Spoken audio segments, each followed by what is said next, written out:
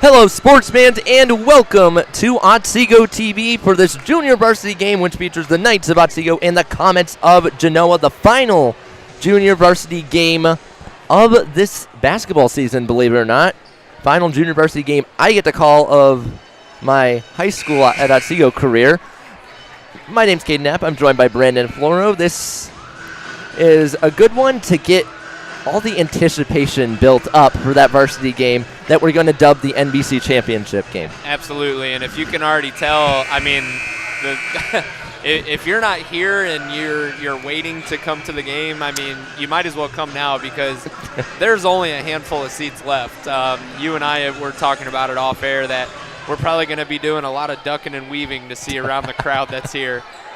Because student section's full, getting pretty full. I mean, everyone's excited for what's anticipated to be a great night of basketball. The Knights win the tip-off, and we're underway in this one. Brayton Knapp starting with the basketball. We'll see what offense this Knights team runs. I believe Knapp, Byer, and Hutton each got some playing time in yesterday's varsity game against the Fostoria Redmen. Of course, Batzinger was out for that one, as there's a three ball that's no good for Hutton. And then a whistle and I think out of bounds is the call. Yeah, Gordon went for the rebound there and stepped out of bounds as he was trying to actually hit it off of another Genoa player. So we'll have a first offensive possession of the game for the Comets. Quick passing it, now out. There's going to be a three ball. That's up and good. That'll start the scoring. That was Colby Ralston, the sophomore. Quick possession. How will the Knights respond? Start with back and forth passing. Yeah, right now Genoa's playing in a 1-3-1 defense, and that makes it tough if you don't have a lot of motion offensive plays. Makes it tough to really get the offense going in that against that particular defense. Deep three for Brayton Knapp is no good, and an offensive rebound made by Hartman and a tip drill. And here go the Comets, other side of the floor with Ben Routson. Now drive to the hoop, whistle, and we're going to get a foul and two free throws incoming for Colby Ralston. They're going to charge Keegan Hutton with his first personal foul. So we're going to get two free throws.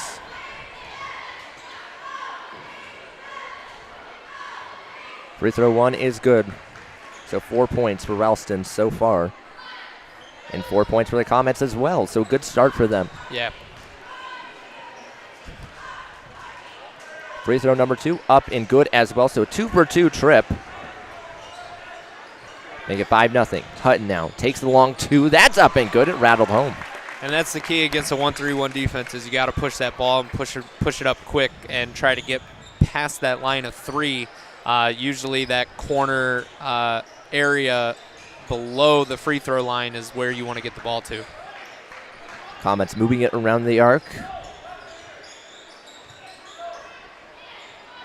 It is a whiteout here in the castle as there's a spin move, a shot that goes in and out, and Knapp gets it. Knapp not wearing sleeves today. Hutton now to the hoop. He goes short and no good on his shot. That was Ralston there on the defensive end. End to end he goes. Spin around, shot falls. All 7 points belong to Colby Ralston on the Genoa side.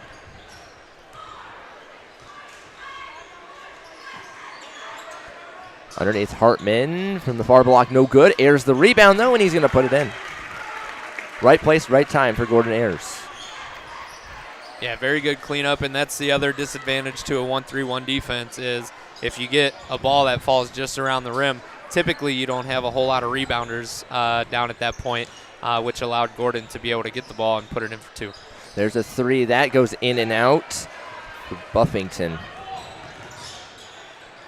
Hutton, nice move to the hoop, no good, short on his shot, and back the other way it goes.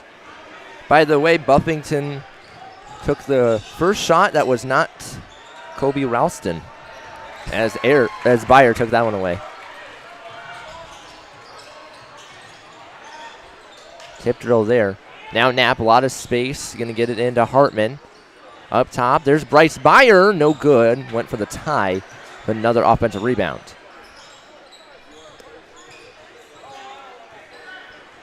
Right now, the offensive rebounds have been huge for the Knights as that one goes in and out for Hutton, but another offensive rebound is made by Ayers. Spin around, go to the hoop, no good that time around, and back the other way. I was just about to say, Gordon's really tracking the ball well off the rim so far in this first quarter.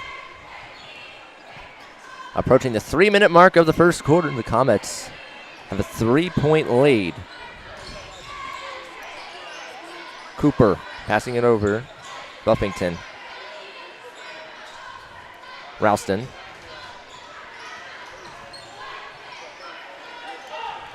Comets being very patient, taking their time, trying to find their shots. As there's a three from the near wing, and that's no good. Too much power under it for Ben Routson. Ben Routson, a sophomore. I believe he is related to Ryan and Logan Routson, or the varsity level for Genoa. Yeah, that would be my guess. There's a Byer three, up and good. Even ledger. About to say, Bryce didn't miss much on his first three attempt, and so I knew it was a matter of time before he'd get one off and put it in. Dribbling around. We do have the pep band in attendance, and you know what's interesting is there's fans sitting in the pep band section right now. So this is going to be interesting. Yeah, we're going to have a lot of movement here pretty quick. Of a lot of musical chairs is what I'd like to call it. And it's a good time to have the movement be now because we have a timeout called on the floor by the Comets. We'll be right back. This is Otsego TV.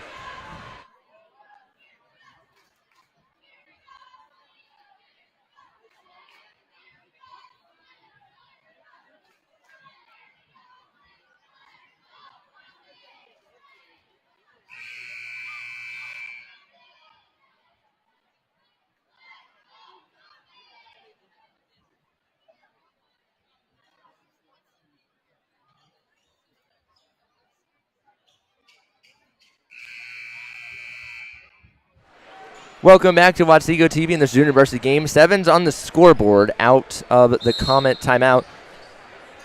2:08 to go in the opening quarter.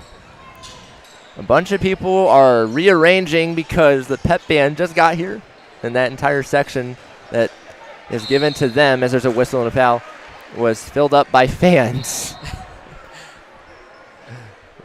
This is going to be the second foul of the game. It's going to be charged to Gordon Ayers, his first personal. So more free throws coming up for the Comets. This time at the line to shoot for two is Adam Entry. No good on his first free throw, the sophomore. It is also Little Knights cheering night as well. As if they needed another excuse to get more people in here. More people. Shot number two falls to break the tie.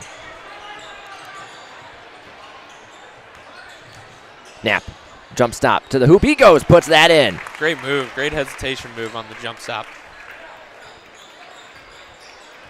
And it wasn't one of those where he just went directly forward. He weaved and bobbed around a defender in the air. Yeah, absolutely, and that shows how great footwork he has because that's common.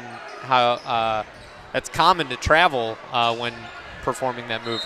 Loose ball there and out of bounds.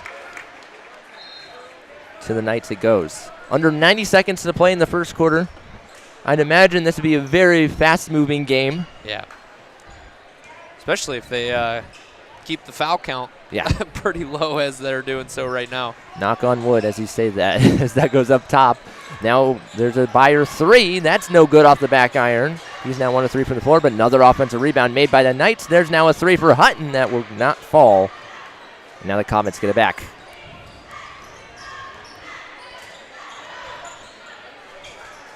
Approaching 1 minute to play. 9-8 the score in favor of the home team.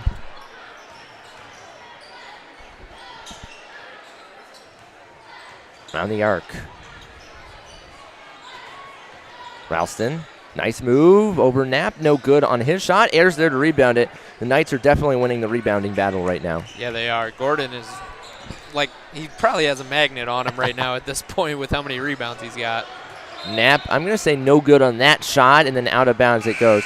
I think that was a shot as he went tumbling to the ground. Yeah, he tried to draw a foul there, and it's tough, when you're an official and you're seeing that play develop. Yeah, there was contact, and yeah, the defender bumped him, but at the same time, the offensive player tried to split the defenders, and if the defenders are there first, good luck trying to get the official to call that. Wide open three there. That is no good. Rebound made by Byer. Other side of the floor, Knapp, whistle, and a traveling violation. Yep. A little too shifty with his feet. Yeah, caught it with his right pivot foot on the ground, put his left foot down, and before he took a first dribble, put his right foot back down. 20 seconds and counting to go in the first quarter. Routson up the floor. Got to get it across in 10. That was awfully close as there was 20 seconds on the clock ahead of that inbound. 3 seconds down the clock. We saw a buzzer beater happen in the freshman game. Move around. There's a Routson shot that's short and no good as time expires in the first quarter. So it's 9-8 in favor of Otsego after the first 7 minutes of gameplay here in the Castle. We're going to step aside and come right back to Otsego TV. Don't go anywhere.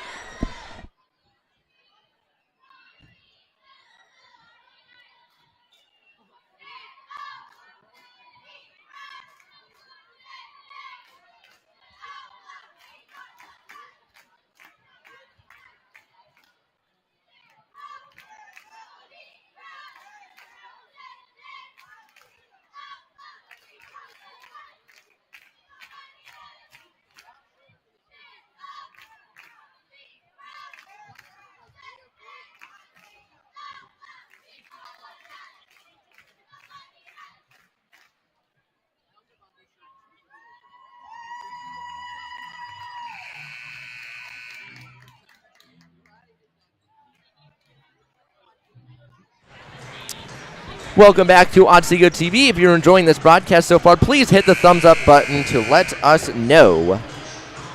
And you can email me anytime at 25knap@otsegoKnights.org with any questions, comments, or concerns.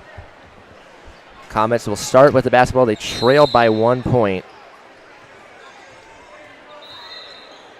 Looks like we got some new starters in for this quarter for the Knights. Aiden Williams coming in along with Landon Koch and Monty. Whistle foul. We're going to get free throws. Third trip to the line for the Comets today, as we'll see. The guilty party is going to be Aiden Williams, who just entered the game. As you noted, 2 shots incoming for Robert. We're going to say Jay, as he misses the first free throw.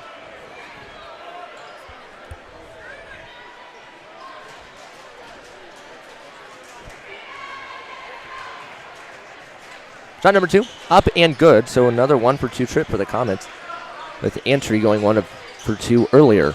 Evens the ledger at 9 again. Martin's pass to Williams is caught.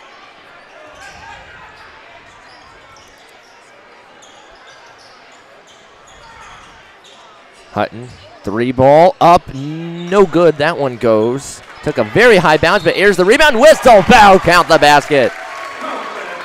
Ayers 4 points with a chance to make it 5 from the line. And that's what we call a grown man move right there. He absorbed the contact and fought through it on his way up to put it in. He realized, I'm right here by the basket. Why kick it back out when I can just put it back in? Julian Diaz, the guilty party to that foul, as the 3-point play is converted to make it 12-9. I want to say Gordon's probably approaching 10 rebounds for the game already. Definitely. I know that for sure that's his 4th offensive rebound of the game. No good on that 3. Another offensive rebound. Another 3 now, and that's going to fall to even it. Well, it looks like we're going to be playing close today. Yeah. As that fell in for Chase Cooper. Now a takeaway. 2-on-1, down the floor. That is tipped away. Nice job by Hutton to reach his arms out there. Yeah, he actually threw an inerrant pass over to the left wing. Looking for his teammate. Teammate wasn't there. Genoa steals it, and Keegan's hustle came back on the other end to take it right back. Another near steal there as Brayton Knapp will enter the game for Keegan Hutton.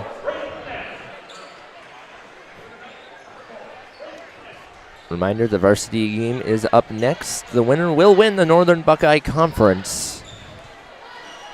Genoa looking to make it 2 in a row. The Knights looking to win their first in a dozen years, as that's a kickball violation.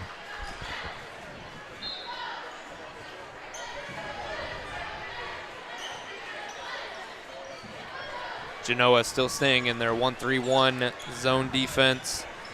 See what the Knights have in store, trying to break this press here. Williams driving and has that poked away out of bounds. Now I am interested to see how much Beyer, Hutton, and Knapp all play in this junior varsity game. Dane Fatzinger was out yesterday, as we noted earlier. He's probable for today's game.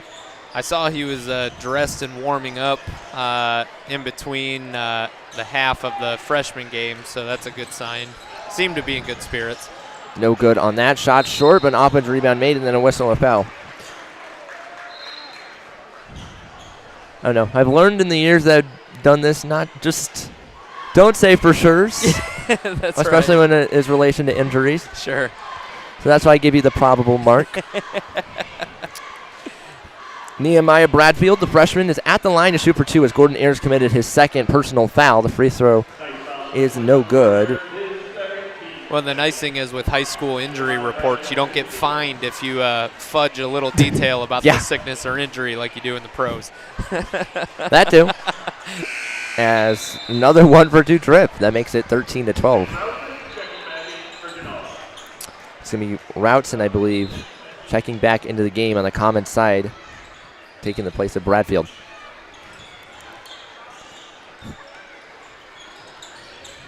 Under 5 to play until the intermission. And that almost taken away.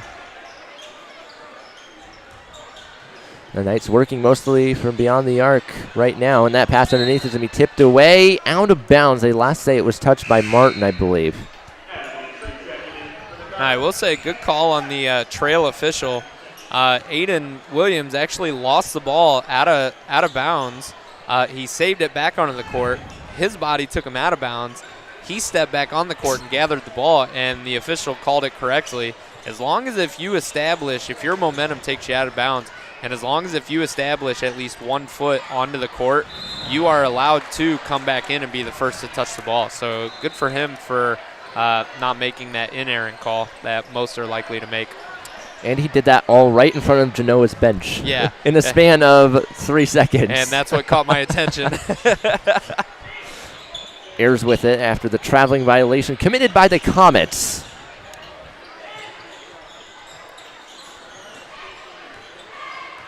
Knapp dribbling around.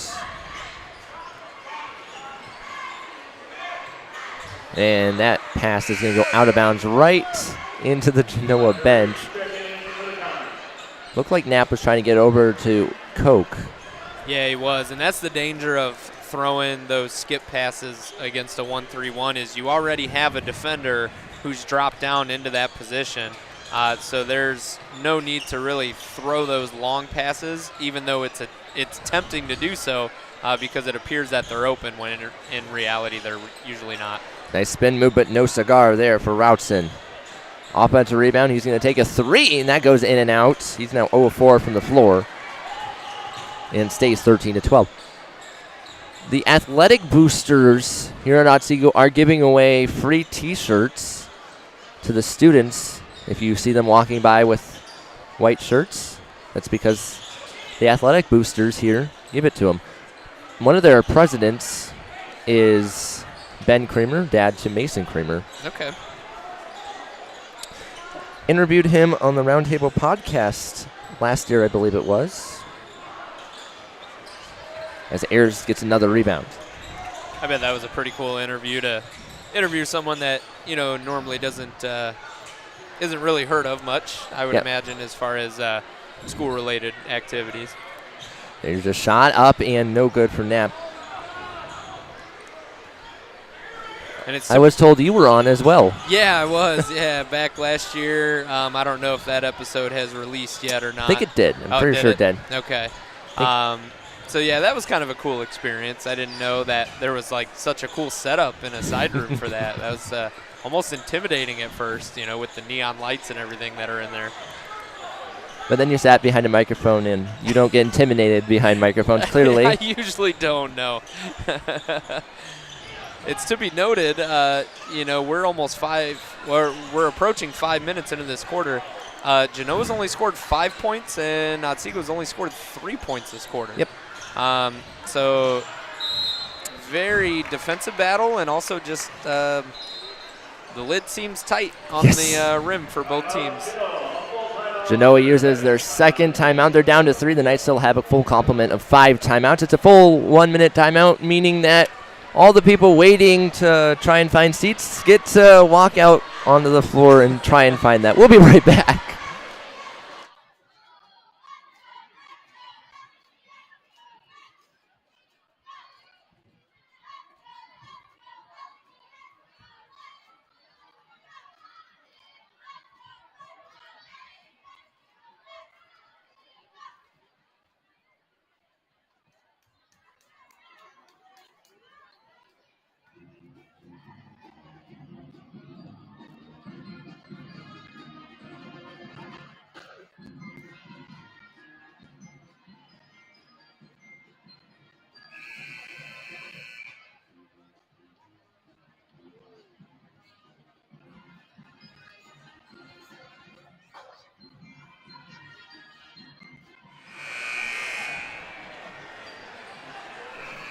Welcome back to Otsego TV. It is the second quarter out of the Genoa timeout, 13-12. Comets out in front of this junior varsity game thus far.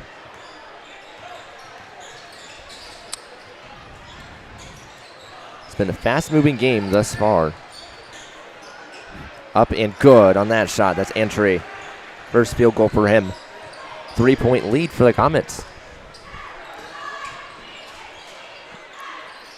Trey Serrato entered the game during the break. He has the basketball right now, and he put that one in the hoop. I was going to say, the Knights got to find a way to screen somewhere in that wall of 3 and down low to try to get an easy, close bucket, because so far they've been settling for a lot of outside shots. From the NBC logo, that falls off the back iron.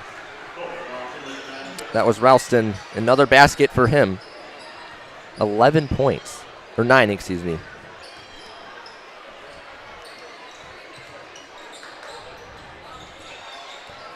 Serrato.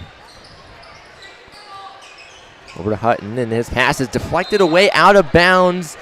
To the Comets it goes, as they say Serrato was the last to touch it. Coach Keeper not thrilled with that call, as the officials are going to chit-chat.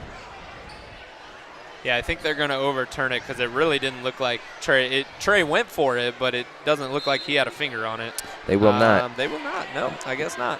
Nehemiah Bradfield was the Comet in the area. Now, I will say, I thought it went off of him, too. Yeah, I will say I'm 100 feet away, so it's a little harder for me to judge that. Taken away, breakaway to the hoop, and that's good for Keegan Hutton. He has 4 points. And getting this game under a minute now, that bucket was huge, preventing Genoa from getting what could have been a 5-point or 6-point lead. Underneath, up, and good. Had to hold your breath for that one. Back-to-back buckets for Antry. And if you're the Knights, you want to hold off for one shot, so that way this lead doesn't get any wider for you going into halftime. You want to try to keep it one possession. Should we get another stoppage before the expiration of that clock, we'll have Hanthorn enter the game. Comets get a takeaway. Now with 3, that's up and no good off the back iron, and then the rebound made by Serrato. And with 10.3 seconds to go, Coach Keeper is going to use a timeout, but it's just a quick 30-second timeout, so we're going to keep it right here.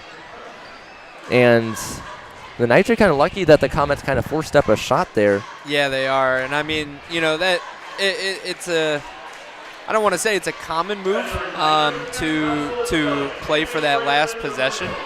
Because you do want to try to keep things in the flow of your offense. So, yeah, I was kind of surprised, too, because now you risk giving the Knights an extra possession. Yep. when you could have went into this, half with a guaranteed lead.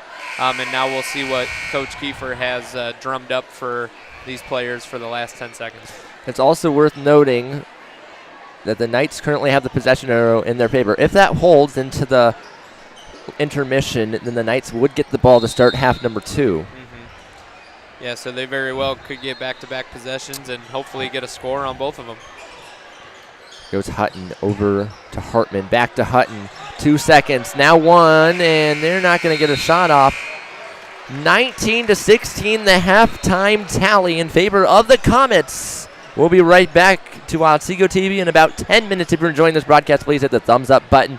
That is also how, if you want to watch a replay, you just go into your liked videos on YouTube, and it'll be right there for you if you like it. Oh, very cool. I just learned something, Kate. Yes. It goes to unlisted after the game ends, so you have to have a link to the broadcast to rewatch it. So if you like it, you're technically saving the link. So cool. Piece of knowledge for you at home. We'll be right back. This is Otsego TV.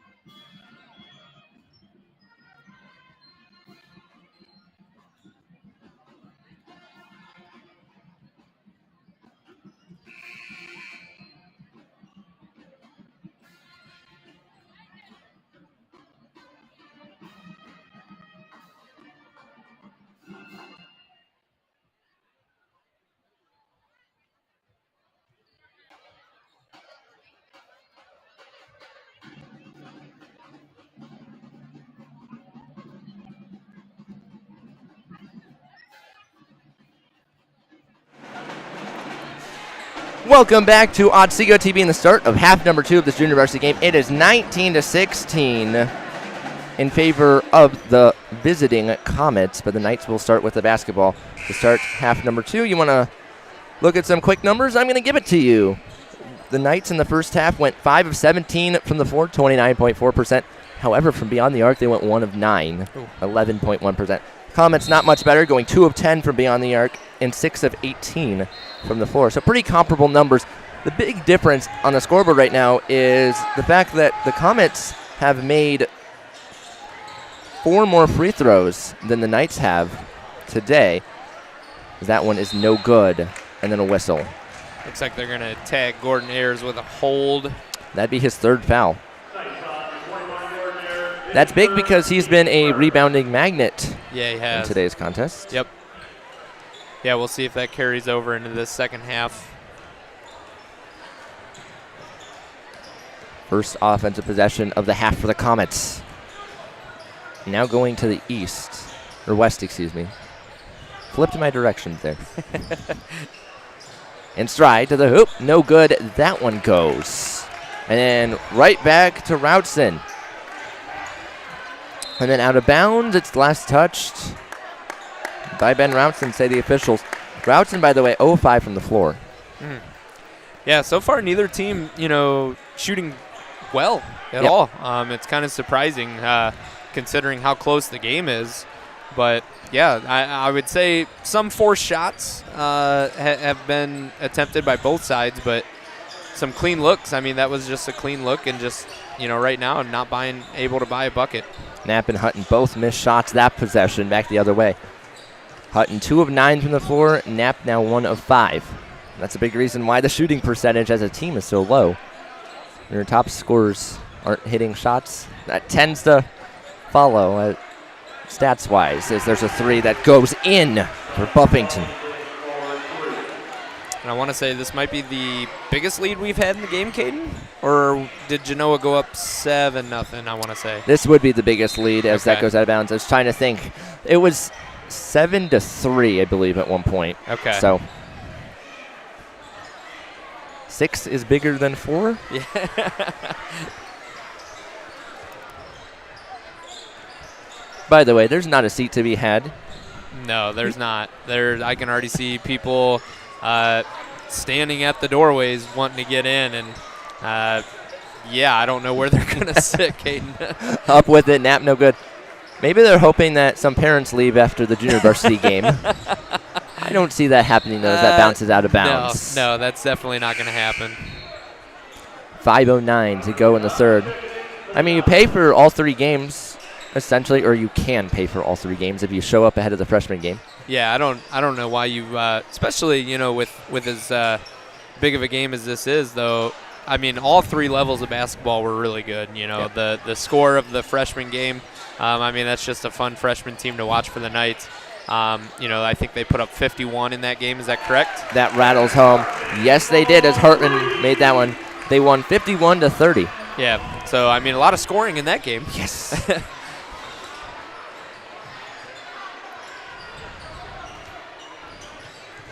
3-point game. There's a 3, no good off the back iron. And then out of bounds. Ralston started the game, I believe it was 2 of 2. Now he is 3 of 8 from the floor. So a bit of a rough stretch for him. He has the basketball right now. Loose ball, and Knapp winds up with it, gets it ahead to Byer. Byer now finds Hutton. 2-on-2, spin move to the hoop, and a whistle and a foul. That was blocked away illegally at the 4:20 mark of the third. They're going to charge that foul to Ben Routson, his first personal foul. Now, I'm fairly certain the section right in front of us is all reserved seating. Yeah. That you buy ahead of the season, as that is no good for Hutton. Just the second time the Knights have gone to the line today. Ayers went earlier trying to convert a good old-fashioned 3-point play, and he did that. The Comets have gone to the line 4 times. An 0-2 trip for Keegan Hutton. Not often you see that happen, and then out of bounds that one goes. Robert J. Last to touch it. Trevor Brooks basically gave him a hug. His momentum took him completely into the Knights bench. Good sportsmanship. We'll see if any of the freshmen get minutes in this junior varsity game. Brooks and Vollmer, only freshmen dressed, it looks like, as that goes out of bounds. Tell you what, another ball just seemed to find Gordon Ayers again. It just he's putting himself in good position right underneath the rim.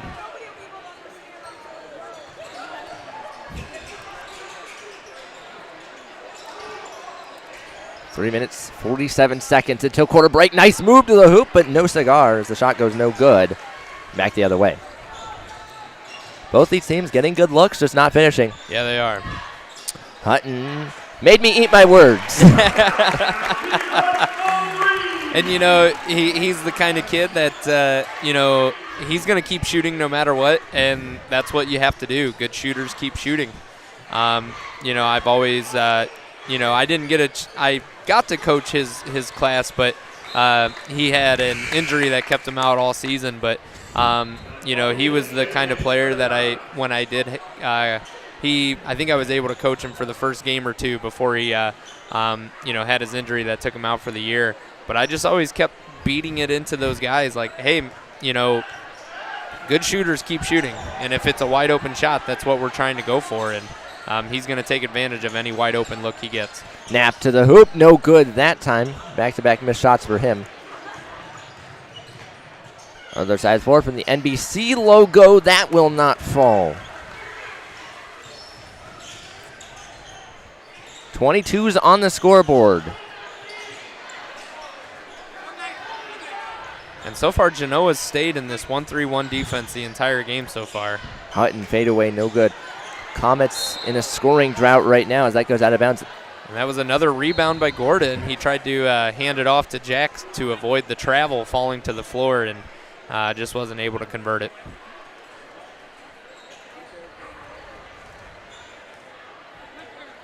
Knights on a 6-0 run after going down 22-16. Oh, a little bit of miscommunication there, but Reed grabbed it. Routson now, back to Reed.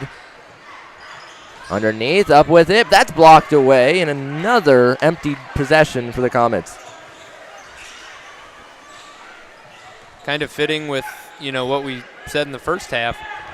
Pretty low scoring so far. Yes. Each team committing one foul as well. Hutton underneath. Hartman now out to Knapp. Take a three. That is up and no good there.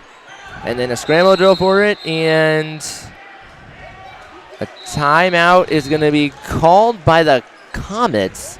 The official granted it to them and said a Comet had possession. Yeah, I agree with it. You know, I could even hear it through my headset here that he was calling timeout as soon as his player hit the floor. So I agree with it. 1:47 to go in the third. We'll be right back to Otsego TV.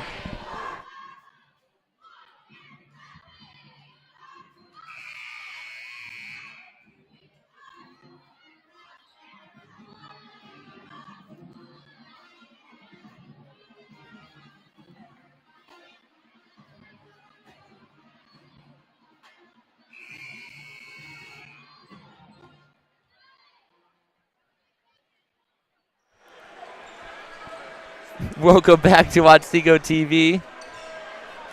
1:47 to go in the third. 22-22 is the score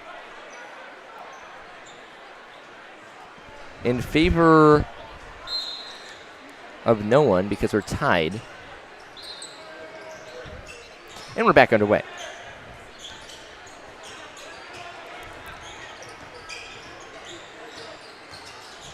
Routson to the hoop, no good out of the timeout. His struggles continue as we have a whistle. Routson now 0 of 7 from the floor, 0 of 3 this half. The Comets do get it back with 93 seconds until quarter break. As a reminder, the varsity game, of course, is up next. The winner of that game will win the Northern Buckeye Conference and be outright champions, as there is a traveling violation. It'd be the first time in 2 years that we had an outright champion. Yeah. We'll obviously talk more about that during the headlining event tonight.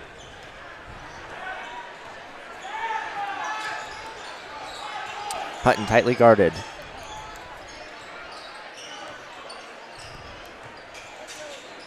Byer in the corner. Driving the baseline now to Hartman. Comets not giving the Knights a lot of space. As Hutton trying to find something, goes over to Hartman. There's a three. That rattles in and out, and then a rebound made on the defensive end, and a whistle and a foul will be called. I heard timeout from one sideline, and then there was multiple whistles. They charged the foul to Keegan Hutton, his second personal. Team second as well, under a minute to play in the third. Comets started this quarter on a 6-0 run. The Knights responded with a 6-0 run, trying to make that 8-0, and they will, as Keegan Hutton laid that one in after the steal. Looking pretty resemblant of his older brother, didn't he? Being able to pick off a dribble pretty quick and then lay it in for two. Ayers blocked that one away, but not legally. Minus the dunk, though. Yes. He's not quite there height-wise. That's right. I would expect by next year. Ayers now has 4 personal fouls committed, and Hanthorn will enter the game presumably for him after this first free throw that is up and good. Yeah, the block up top was clean, but the official must have saw some body contact to be able to make that call. Waiting shot number 2. This one to even it. It was actually Byer who also went out of the game, and Koch came in for him, as there is another made free throw to even us at 24. Another tie in this one.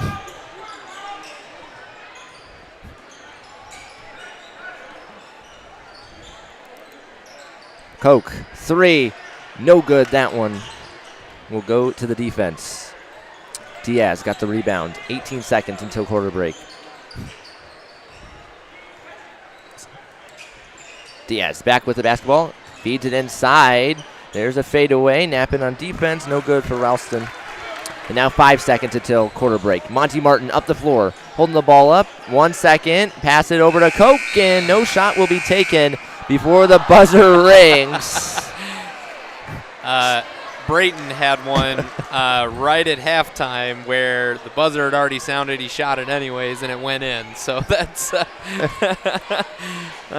same thing happened there with Landon Koch, but like you said, the buzzer already rang. So 24-24 is the score after 3 quarters of play. We'll be right back for quarter number 4 up next.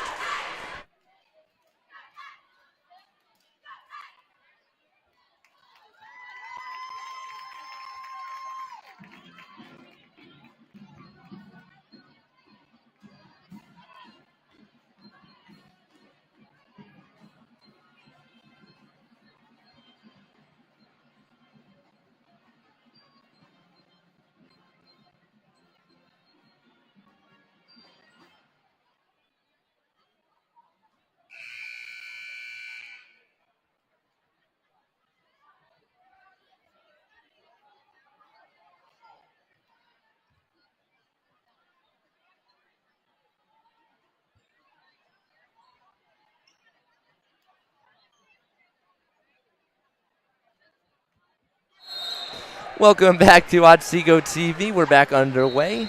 24 is on the scoreboard. The Knights scored 9 in the first, 7 in the second, and then 8 in the third quarter to get to 24.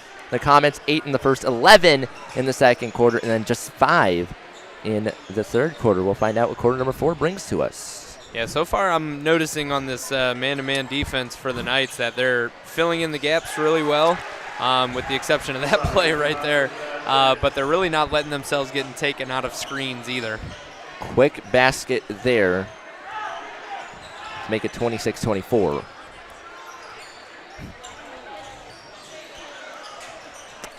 Dribbling around, and a whistle and a timeout is going to be called. Yeah, that's smart. The what the Knights are doing is they're getting the ball to that corner, but what's happening is their trap guy is coming out on the bottom. They're sending a wingman down, and they're using the baseline and the sideline to create 4 defenders. And they need to find a way to screen somebody down there to break a man free to be able to kind of have a pass and cut situation leading to the basket. Knights use a full timeout. They're down to 3. The Comets have 2. This is Otsego TV, Caden Knapp, Brandon Florup. If you're enjoying this broadcast, please let us know by hitting the thumbs up button.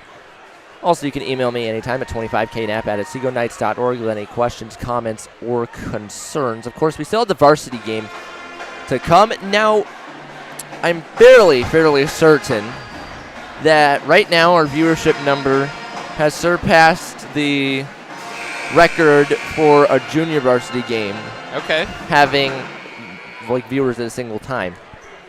We're at 167 right now. Oh, excellent. I believe 90 is the record for, was the record for a junior varsity game. That is single viewers, of course.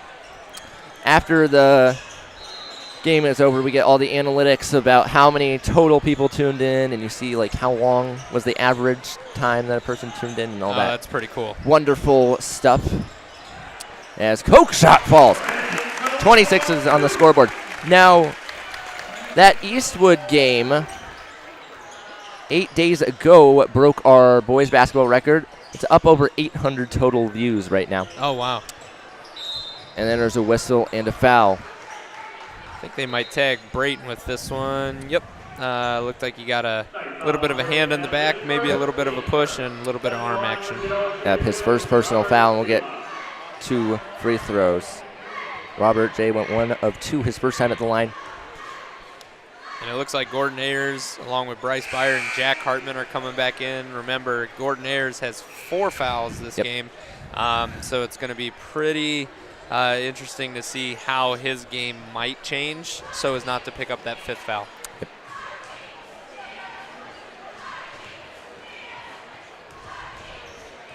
Awaiting shot number 2. Up and no good, so 1 for 2 trip again, and then out of bounds. Genoa gets it back. Now, our most watched ever basketball game here at Otsego came back when I was in 7th grade. It was a junior high girls 7th and 8th grade doubleheader and had, I believe, a peak of 9:48. Okay. So that still holds the record to this day for most watched Otsego TV basketball game. That basket is good for Chase Cooper. He now has 7 points. 3-point differential on the scoreboard.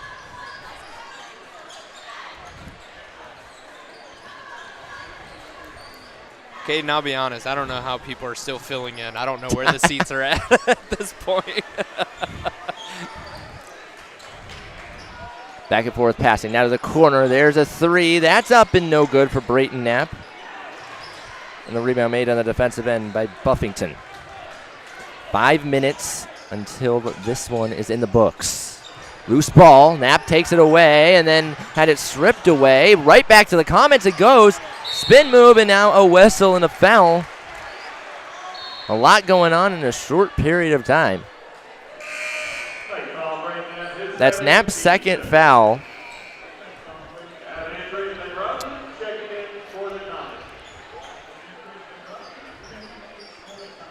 You're definitely going to reach the capacity limit. Absolutely. This looks pretty resemblant last year when we hosted the district semifinals and then the district finals when Gibsonburg played Toledo Christian in that district final game. There literally was not a seat to be had. I'm pretty sure it was standing room only at some point. Hutton takeaway, end to end. He goes and he's going to lay it in to make it a 1-point game. I was there for that game as well, broadcasting for Otsego TV. BCSN was also here. Yeah, they were. That's right. Yes. Underneath, up and no good. Believe it or not, that Final Four that happened a few days before has the record for just most watched Otsego TV basketball. Okay. So, not involving Otsego as Knapp gets a takeaway there. End to end, up and no good, but a rebound made, and then no good again. And then a whistle and a foul. And it's going to stay the Knights' possession. Yeah. So you have that 7th and 8th grade doubleheader that has a record for Otsego basketball, period. Yeah. And then that Gibsonburg and Toledo Christian Final Four has a record for just basketball game in general. Absolutely. As that falls from beyond the arc. Bryce Byer, second three he's made today. It's 31-29. That's the first time in a while the Knights have had a lead in this game. I want to say since it was 9-8. Did they have the lead before then? I believe. You know what? You're right. You're right. They as we got Keegan Hutton with another steal. One end to another, lay it in. Another breakaway for him. They were up 24-22, I think. Something like that, yes. Yeah. As there's a shot from the Cherry Stripe that is no good. And another rebound by Gordon Ayers. 3:21 to go. Believe it was 29-26. At one point, a 7-0 run as there's a whistle and a foul. Count the basket. And this is the kind of Knights offense that we're used to seeing. Yes. It's just the ability to attack. And right now they've really sparked the, coming down the stretch, they've sparked the interest of everybody here, seeing just this aggressive play that we're used to seeing. Free throw up and good for Hutton.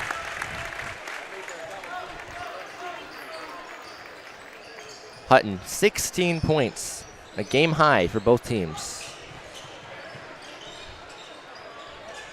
Tipping it around, and then Hutton winds up with another takeaway, and then off of a Comet's foot it goes. No good on that shot, and then rebound and put it in. That was Nehemiah Bradfield getting into the scoring column.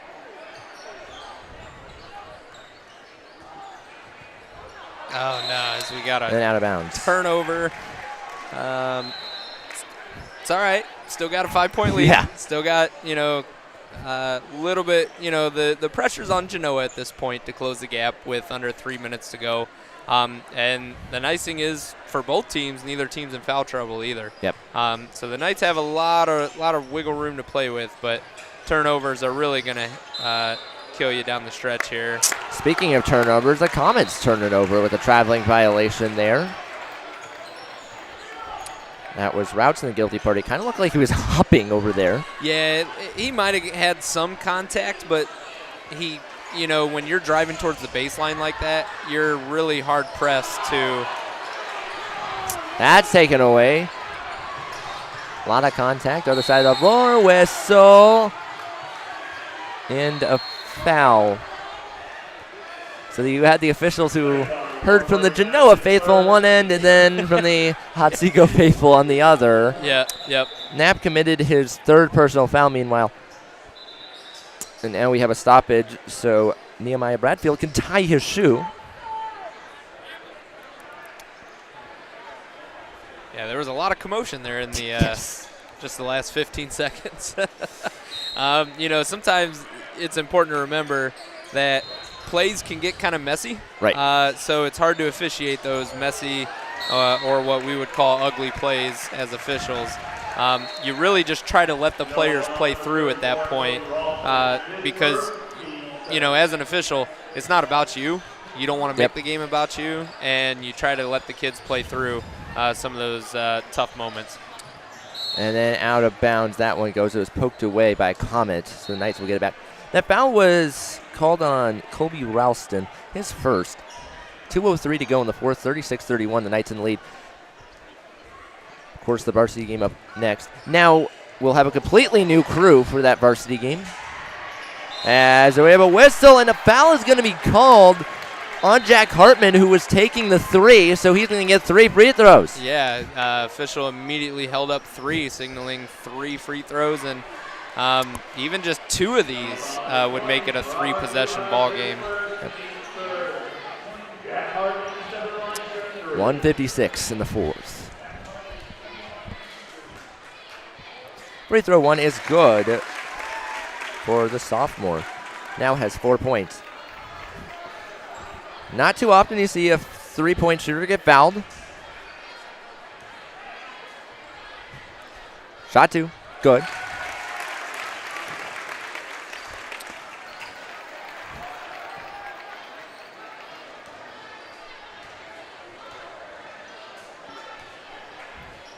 Seven-point game. No good on the third shot. And then out of bounds. Tell you what, Gordon, with his 4 fouls, he hasn't changed his style of play. He still went after that ball, knowing that he potentially could get called for a foul, and good for him for controlling himself and not causing a foul there to pick up his 5th. Big possession for the Comets. Routson dribbling around, had it poked away from behind by Hutton. Hutton, breakaway to the hoop, and he's going to lay it in. That's at least his 3rd of the game. Yeah. There's a very deep 3 that is no good off the back iron, and then a rebound made in the offensive end in the corner. Another 3 now, up and no good. Yeah, hit the side rim. It had kind of an illusion for us. It hit the side rim and hit the net like it went in, but wasn't even close. Hutton fade away, no shorts. Had he been going forward instead of backwards, that definitely would have fell because it was online, as there's a whistle and a foul with 1:04 to play. Might get Brayton with his 4th foul. They will. Mind you, all 4 of these fouls committed by Knapp have occurred during this 4th quarter of play. Yeah.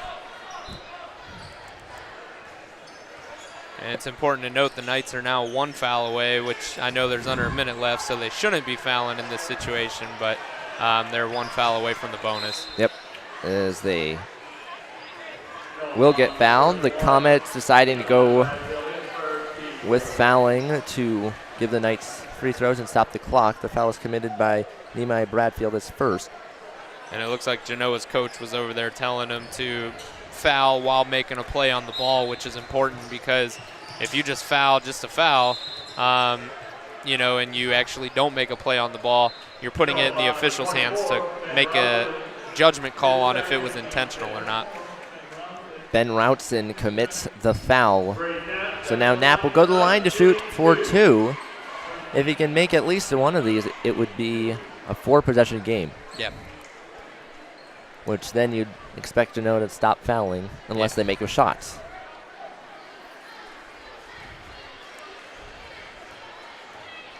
Last junior varsity game of the season. Snap misses his first one.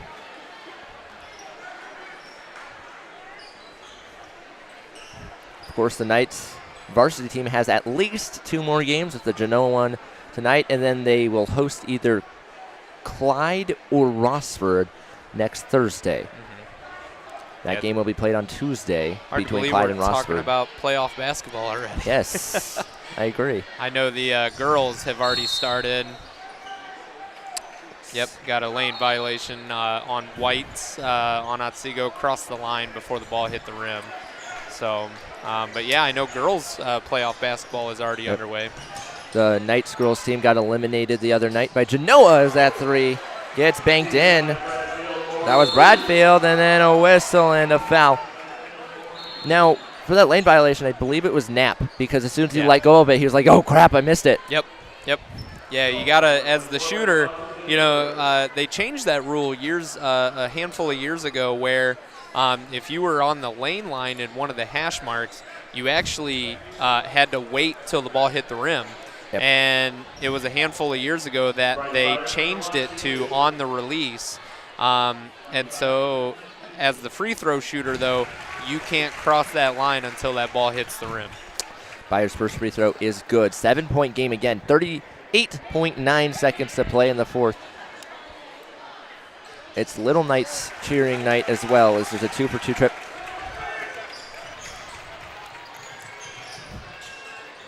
There's a deep 3. That's no good for Bradfield, and then a whistle and another foul. Now, you'll notice in that left corner in the far bleachers, under the Knapp calls it nightly sign that was made by the cheerleaders, there's a Genoa student section traveling out here. So the Knights student section has about double the space. Yeah. So. And it's cool. It almost looks like Genoa's theme for this evening was America. Yes, I believe. And the Knights is white out. Yes. First free throw good. Yeah, the Knights student section has traveled all year round.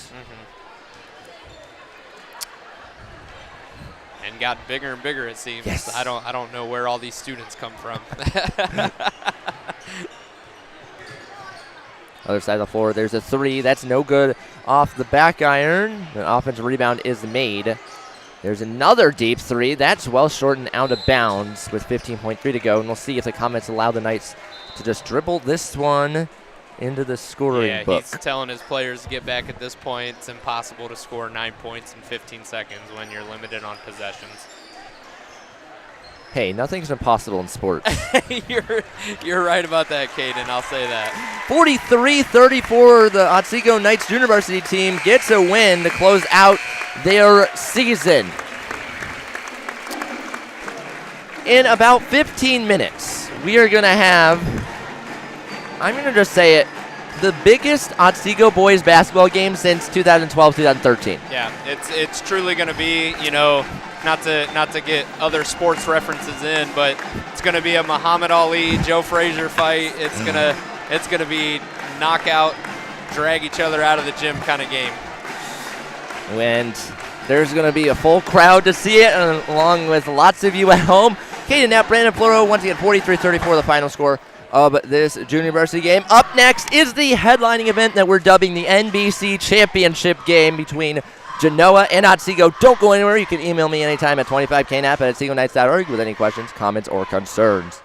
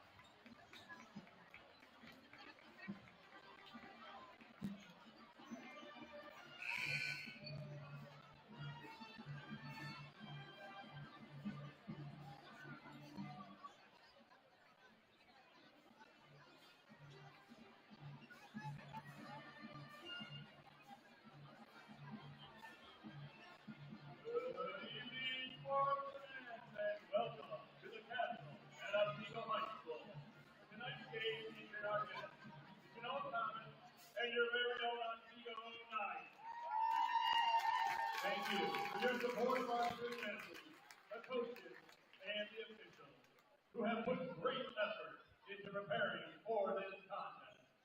In order to make today's contest as enjoyable as possible, please represent your community in a positive and respectful manner. Tonight's officials are Jay Moran, Jeff Cleary, and Brian Abrams. Now, to honor America and show respect for all who have served our country, please stand for the playing of our national anthem, played tonight by the Otsego Pep Band.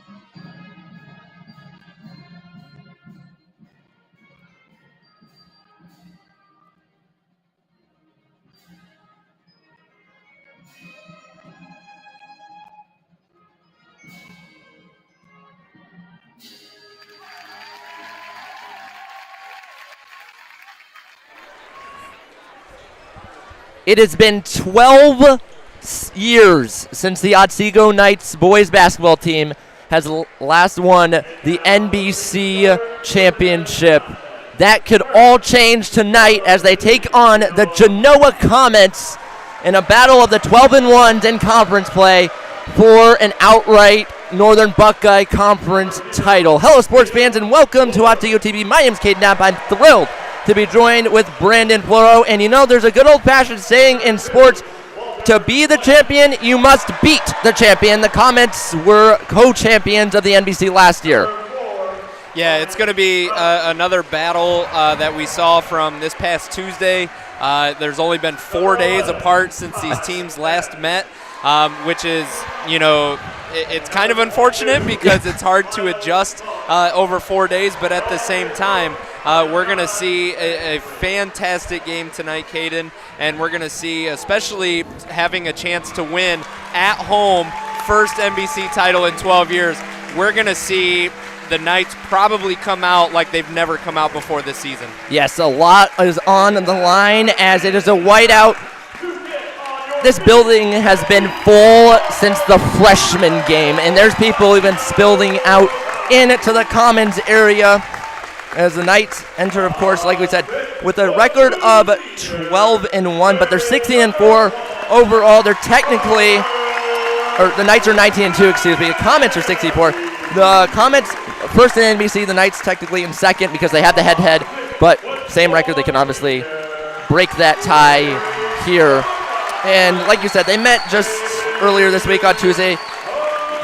Entirely different environments, though. Entirely. Yeah, absolutely. You know, going on the road, you knew Genoa was wanting to hand Otsego their first loss in the NBC, and so they did take care of business. Yeah. I want to say by a 15-point margin, but at the same time, having coached, you know, a lot of the players that are going to be on the floor for the Knights, there is no fight in this team, and in fact, I kid you not, the very next day, a lot of them showed up for FCA, and they were talking about the game and how they already have made adjustments for this game. They're hungry, they're ready to go, they're ready to make the community proud and bring back an NBC title for the first time, as you said, in 12 years. Both team starting fives have been introduced to the crowd. I'm going to introduce them to you now. It's Carter Lampy, Caden Hutton, Jackson Ballmer, Dane Fatzinger back after being out yesterday, and then Devin Silva. Then for the Comets, it is Jacob Woolard, Walter Plants, Ryan Routson, Ty Osman, and then Miles Mullenhauer. Hutton is in the middle. He's across from Walter Plants. These two teams played yesterday, the Knights against Fostoria, and the Comets against Rossburg. This NBC championship game is underway with the Knights possessing the tip. Here we go. The excitement. Hutton spinning around. Goes up with it and makes the first shot of the game. He is now 6 points away from breaking the single season point record that was set by Dwayne Smoyer. And then match it on the other end. Good shot there. That was Miles Mullenhauer getting into the scoring column quickly. And unlike the JV game, we've got 2 quick buckets to start the game as well. Moving around the arc, the Knights enter averaging 68 points per game. Comets have allowed 48.9 this season. That's up and no good. And then a whistle, and the Comets, it goes, as I mentioned not too long ago, Dane Fatsing was out of yesterday's game against Fostoria with an illness. Now he is back. Yeah, there was no way he was missing this game tonight. Knights student section already getting into it, as are the Comets student section. A minute in. Looks like the Knights are coming out in maybe a 3-2 zone. Is what it appears to be. And great hustle play by Carter Lampy to knock the ball away to prevent a possible 3-point shot by Genoa. Yeah, Carter Lampy using his height to knock that away, standing at 6'1". He is a senior. Speaking of seniors, there's not a senior to be had on this Genoa team. So regardless of the outcome tonight, they are going to be just as good, if not better, next year. Routson missed that shot. Each team starting the game 1 of 2 from the floor. We're at the 6:30 mark of the first quarter play. Hutton now to Lampy in the corner. Finding Silva. Up top, Jackson Vollmer, wide open 3, no good. That one goes, not a shot you see him take too often. Not very often, no, but he realizes and understands if you're going to let me have it, I will take it. Pass goes over to Plants, who moves it back, now to the corner. Woolard, tightly guarded by Vollmer, inside to Plants. Plants very tall, 6'8". Underneath, there's a shot, a lot of contact, no good. It goes for Mullenhauer. Other side of the floor, Lampy. Making moves.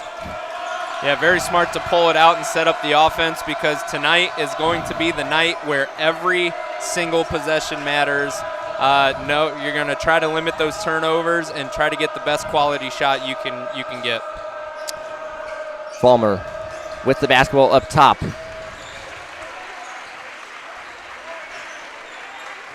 Fatzinger driving, stop to the NBC logo, no, in and out, that one goes, but offensive rebound made by Vollmer, loose it goes, and Vollmer gets it back. Now over to Lampy, take a 3 for the near wing, no good, that one goes off the back iron, and back to the Comets. And I tell you what, it's a good sign to see. So far the Knights have taken all but one wide open shot, so they're creating the opportunities, and if those start to fall, this could be a long night for Genoa. Routson, no good, off the back iron from beyond the arc.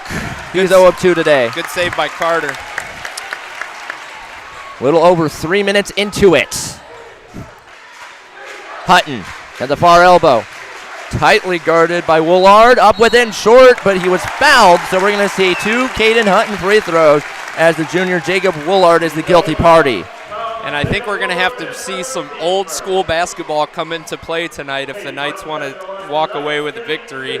They isolated Caden on the post, gave it to him, and he's not afraid to create some contact. Hutton, very good free throw shooter, up and good on the first one. That breaks the tie. Yeah, almost had a 3-minute scoring drought after 2 back-to-back buckets to open up the game. Jax Magnan into the game for Genoa. Shot number 2 is up and good, so a 2-for-2 trip, and it's 4-2. Full court press brought on by the Otsego Knights. Knights are using a 2-2-1 press. Mullenhauer, got to get across in 10. They do. Woolard passing it over. Routson up top. Mullenhauer.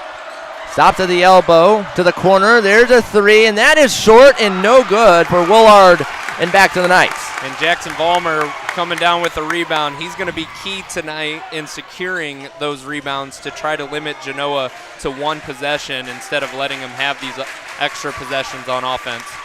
Approaching the halfway mark of the first quarter. Hutton has all 4 points for the Knights, and now a whistle and an off-the-ball foul will be called. It'll be the first committed by Otsego, and Jackson Vollmer will be the guilty party. And I tell you what, just as rare as seeing him shoot that three-pointer, it's rare to see him get caught with a moving screen, because I tell you what, this Knights team benefits from his screens. He's easily their best pick-and-roll guy, so it's rare to see it. I didn't see the play happen, but that kind of surprises me that he committed such a foul. Woolard driving, pass it out. There's a lot of space on that three. No good. It goes off the back iron for Mullenhauer. And Genoa going almost 4 minutes without a basket since starting off the game. Wide open, long two. That's going to rattle home for Devin Silva. That'll get him into the scoring column. Ryan Routson, the junior, with the basketball. Over to Woolard, and back to Routson. Moving around the arc, Mullenhauer. And then that's intercepted by Mason Kramer. Just into the game, up the floor, spinning around, goes up with it. No good on that shot, and then Fatzinger gets the rebound. Loose it goes, and Hutton winds up with it. Now Kramer, wide open three. No, short he goes. He's now 0 of 2. And the rebound made by Walter Plants. That was about as wide open, I think, as you're going to get tonight for any kind of shot, as both teams are really clamping down on defense. Ryan Routson up top, back to Mullenhauer. Woolard, Routson. Plants now underneath, triple teamed, and Toby Powell is going to tip it away out of bounds. And with that, Carter Lampe will enter the game for Dane Fatzinger. The Comets get it back, and now a timeout will be called by the Comets. Just a 30-second timeout as it's 6-2, 2:34 to go in the first quarter of play. Caden Knapp, Brandon Floro, Otsego TV. And the 4 most hated words, we need to talk about it because that's exactly what Genoa needs to do. They're going on a 5-minute drought without a bucket, Caden. So Coach says we need to talk. Coach John Sandwich, the head coach for the Comets. Steve Carroll is the head coach for the Knights. By the way, the Comets scouted the Knights a lot ahead of that Tuesday game, and they actually figured out all the Knights play calls. So Coach Carroll worked with the team to rename every single play call and worked on that a ton yesterday and in today's shoot-arounds. Yeah, and he's actually going with a different approach for calling plays, too, I've noticed. Underneath, the inbound blocked away by Hutton. He said no, sir, to Plants. They do get it back. Magnon double teamed. The Knights sealing off the inside right now.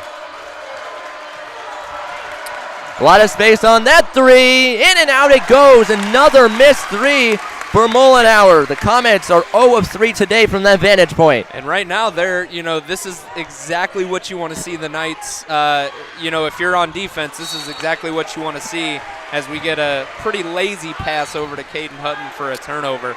You want to see Genoa settle for those shots because, we all can see it. Walter Plants is the offense for Genoa, or at least he's a key component of it. And if he gets that ball inside, it's, I don't want to say an automatic 2, but keeping that ball on the perimeter and letting Genoa settle in for those threes.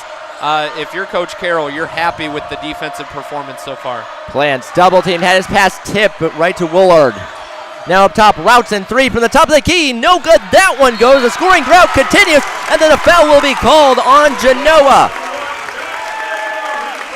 And we're going on almost 6 minutes now with a scoring drought for Genoa. Very uncharacteristic of this team considering what they did on Tuesday night. Jax Magnon, the guilty party of that foul. The Comets have committed 2. The Knights committed 1. Genoa has missed 8 consecutive shots. And I will say I'm noticing, too, the Knights are subbing in and out a lot quicker than we've seen in other games to try to keep those fresh legs out there. Vollmer couldn't hang on to that one. Goes down as a turnover, then Hutton tips it away. Other side of the floor, breakaway, one-hand slam. And that just brought the house down, Caden. Everybody on their feet, especially for that student section. We all knew it was coming, and we all knew that was going to be the key moment for this game, was when is Caden going to get his dunk? 6-point differential on the scoreboard. Plants intercepted by Hutton.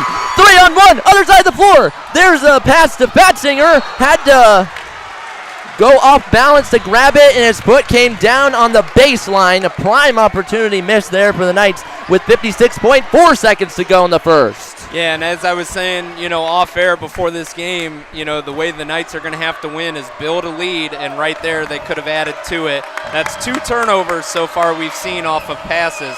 Knights got to clean that up. The corner, moving around. Willard back to the corner. Tight defense put on by Lampy. Clock continues to tick away. 35 seconds and counting. Willard. Osman back to Willard.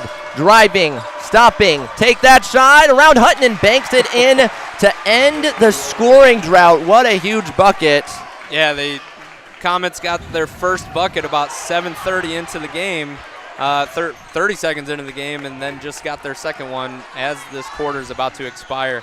10 seconds until quarter break. Looks like the Knights are going to maintain this possession till the end. Fatzinger, pass it. Vollmer, 3 at the buzzer. Short and no good for the junior. So it's 8-4 in favor of Otsego after the first 8 minutes of play here in this NBC championship game. This is Otsego TV. You can email me anytime at 25knap@OtsegoKnights.org. Caden Knapp, Brandon Floor. We'll be right back. Don't go anywhere.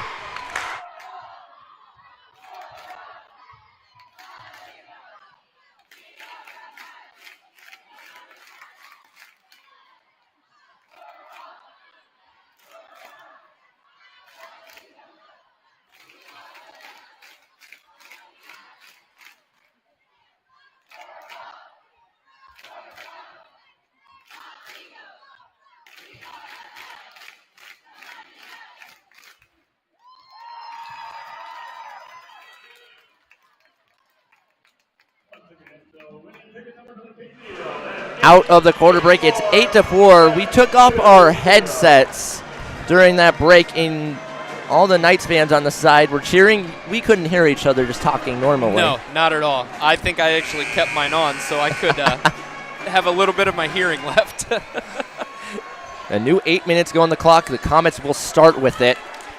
Right now, Woolard and Mullenhauer, the only scorers. For Genoa on Otsego's side, you have Hutton with 6 and Silva with 2. We're back underway. And what a defensive performance. I mean, you give up a bucket right at the beginning of the quarter, and then you don't give up one till almost the end of the quarter. That's great defense and very, very disciplined defense as well. Woolard with the basketball, moves it over. There's Plants. Routson to the corner. And that's blocked away by Lampy. Out of bounds it goes. It looked like Ty Osman was preparing to take a shot, and Lampy just said absolutely not. And, I mean, great hands, you yes. know, because that, with how quick he went up for the shot, for Carter to get his hand on the ball, very impressive. To the corner. Routson. 30 seconds into the second quarter. Plants. Triple team. Goes up anyway and is fouled. He'll get 2 free throws. We'll see who they tag this foul to. It's going to be Jackson Vollmer, the guilty party of his second foul. So Walter Plants at the line to shoot for 2. He's a junior. Keep that in mind. In yesterday's game against Rossford, he surpassed 1,000 career points. Yeah, and he's got a bright future ahead of him. Quick story, my last season of coaching 8th grade, my boys played against Genoa at Genoa, and as an 8th grader, he dunked on us twice. Tells you all you need to know is he goes 1 of 2 that time to the line. He scored 21 in the game on Tuesday against Otsego. Yeah, and that's really the first time we've seen the ball in his hands going towards a post move. You know, it's gone through his hands to pass at the free throw line, but for the most part, that's really his first offensive showing this game. Caden Hutton with the basketball. Dribbling around, tightly guarded, out to Fatzinger it goes. Under 7 to play in the half. 8-5 the tally. Silva, nice move. Thought about taking a shot. Does not. He had that left side wide open for a layup, and you could just see the anticipation of the crowd waiting for him to take it. They continue the passing game around the arc. Now inside it goes. And I tell you what, you're fine with this as a coach just because there's no shot clock. You're not wasting any time. You're not wasting any possessions. You dictate the kind of basket you want. Silva goes up with it over Plants, no good, and he's right there to grab it for the Comets. Toby Powell now walking over to the scorer's table. He'll enter the next stoppage, presumably.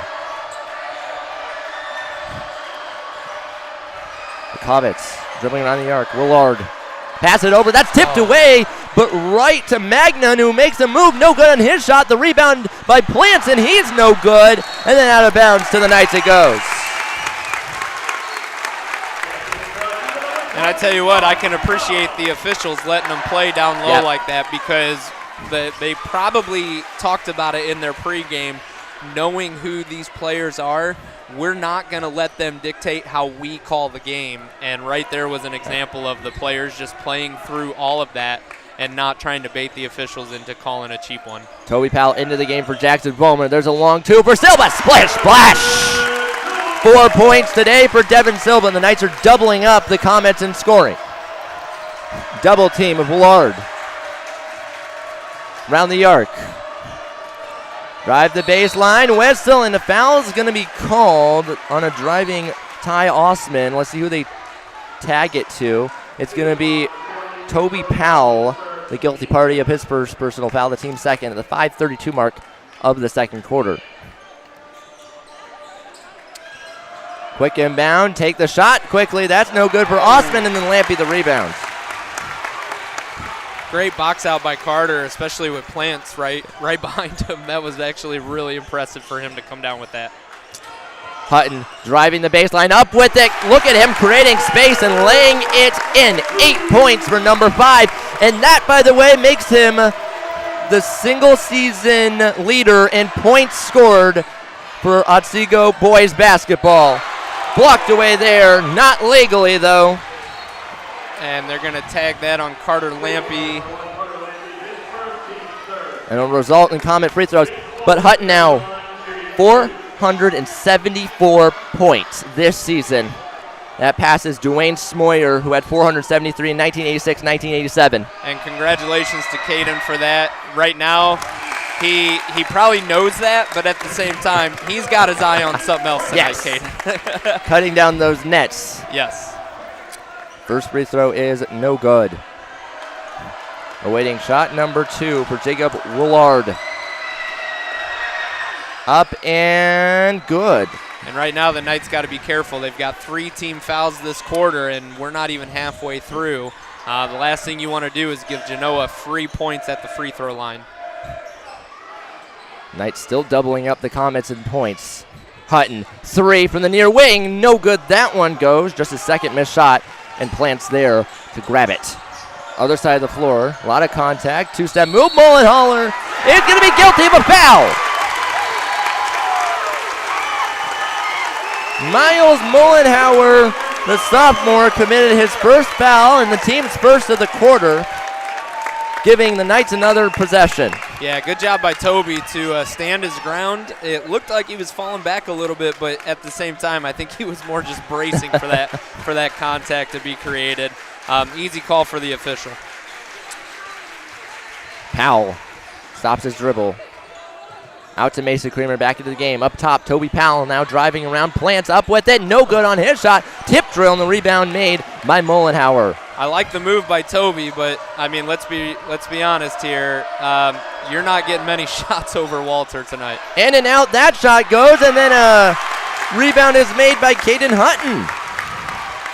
Nice job by him to rip it away from Plants. Silva driving to the hoop. He goes, whistle, foul, count that basket. 6 points for the junior, 14-6. And I tell you what, like I said, it's going to have to be old school basketball tonight, Caden. You're going to have to absorb contact and you're going to have to get as close to the rim as possible. And that was a key move there by Devin as well, because he saw that Walter was nowhere near the basket on that side, and he took it to him to be able to get an easy layup there. Silva at the line. Good. Converts the good old-fashioned three-point play. It's 15-6. The Comets have just scored 2 points this quarter to the Knights 7.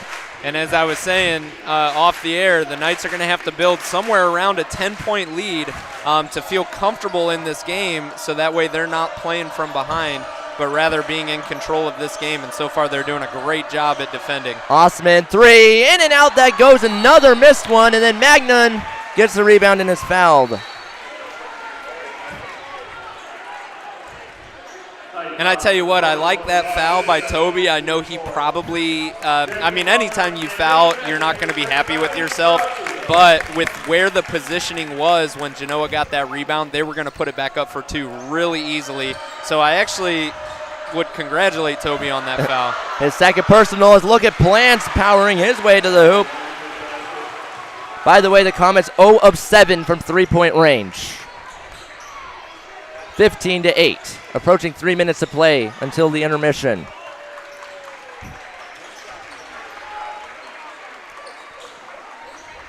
Silva.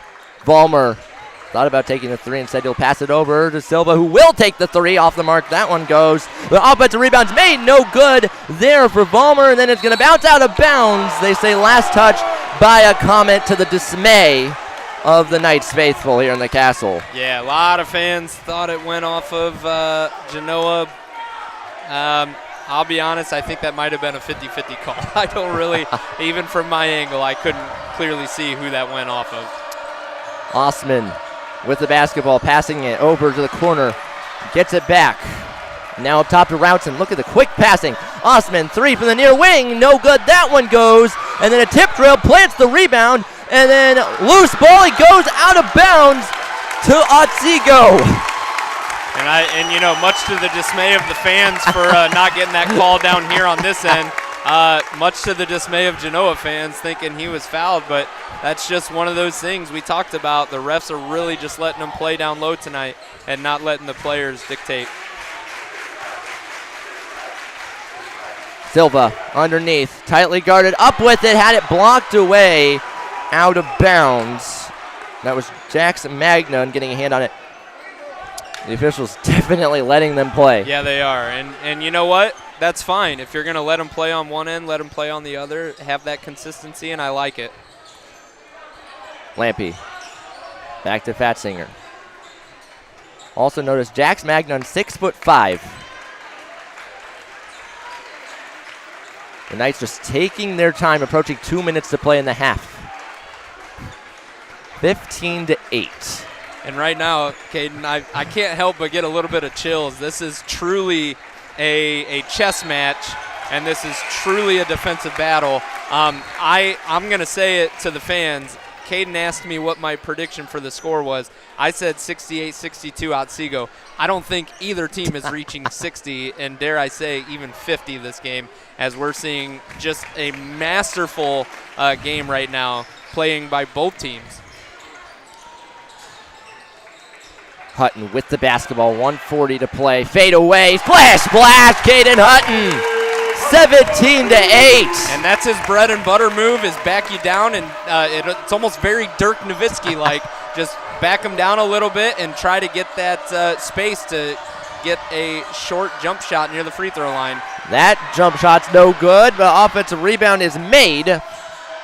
Willard passes to the corner. There's an Osman three. Yes! They finally got one to fall after starting the game 0 of 8 from beyond the arc. Makes it a 6-point game as well. And you know what? You're still okay with that as a coach because they are struggling from three-point, as you just said. Silva, no good. Willard has underneath, tipped around, still loose. Betzinger with it.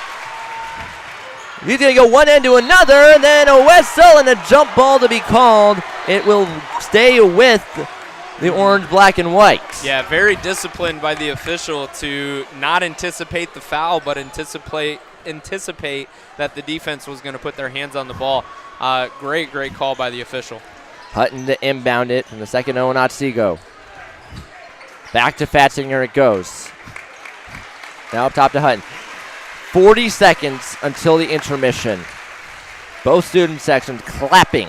And if you're Otsego, you're holding for this last possession unless you are wide open for a shot because you want this separation going into halftime of a 6-point lead.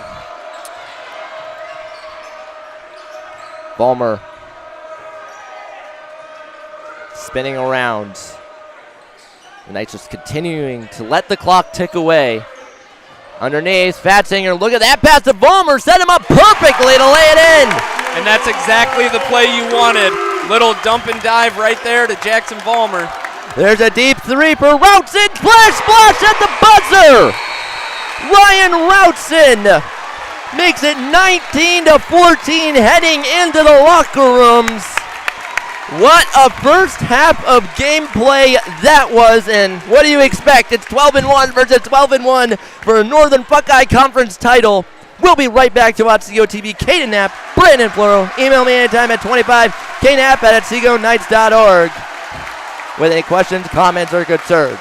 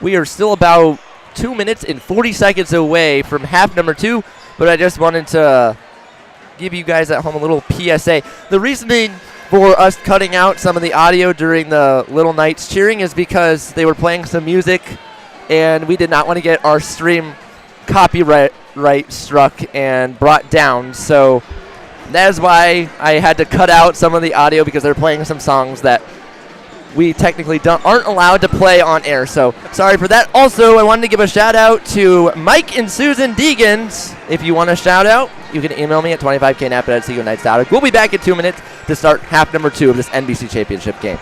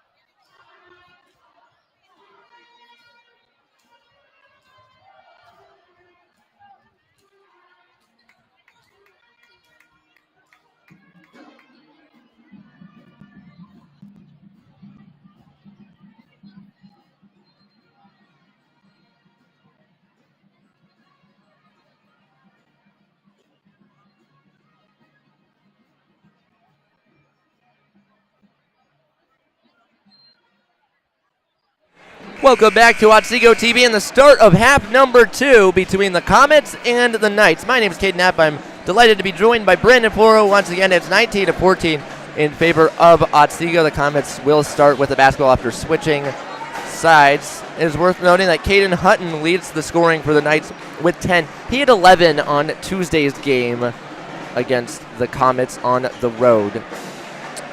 And I also go ahead, Caden. I also want to remind you that next Thursday, Otsego TV will be bringing you the Knights postseason game. We will not know who they play until Tuesday night after we find out the results of Rossford and Clyde. Yeah, it's gonna. You mentioned Caden only scoring 11 on Tuesday. I know it was killing him to not at least put up 20.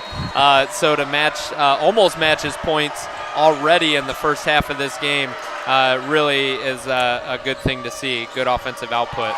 Quick passing. That's deflected right back to Routson. Right place, right time for him, dribbling around the arc. The Comets went 5 of 23 in the first half, 21.7%, but they went 2 of 10 from beyond the arc, but Routson hit a huge shot as time expired. In the second quarter, there's a 3 that's no good for Mollenhauer. He's now 0 of 4 from beyond the arc, but Plants gets it back and then is going to be fouled, I believe, is the signal. Yeah, it looks like they're going to get... That's Caden Hutton committing his first personal foul. 33 seconds into the second half. Now, Carter came down with that ball, and a lot of people actually wanted to travel. He didn't fully possess it yet as he went to the floor, so I was pleased to see the officials just kind of let that one play out on its own. Pass it over to the far corner. Routson from beyond the arc. Yes! And that's a kid you don't want to see catch fire as he hit that 3 right before half and starts off the quarter with a 3.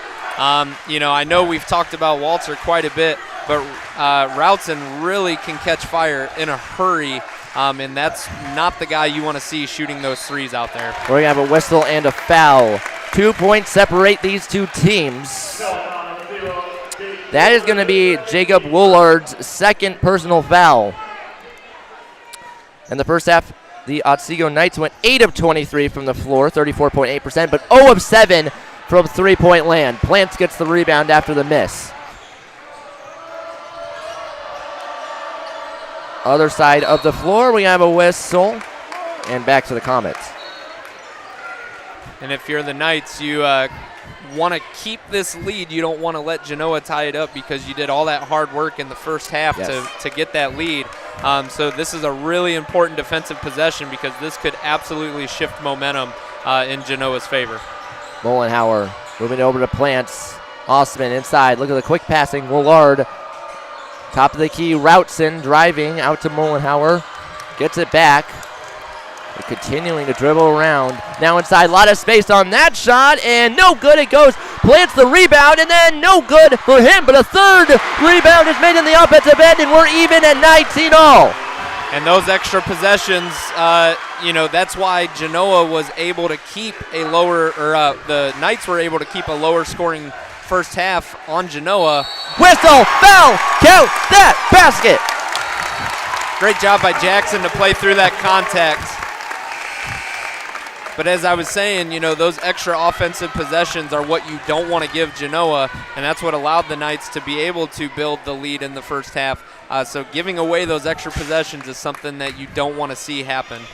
That's Willard's third foul. So in a bit of a pickle as the free throw is good. So the good old-fashioned three-point play is converted. 5 points for Jackson Vollmer today.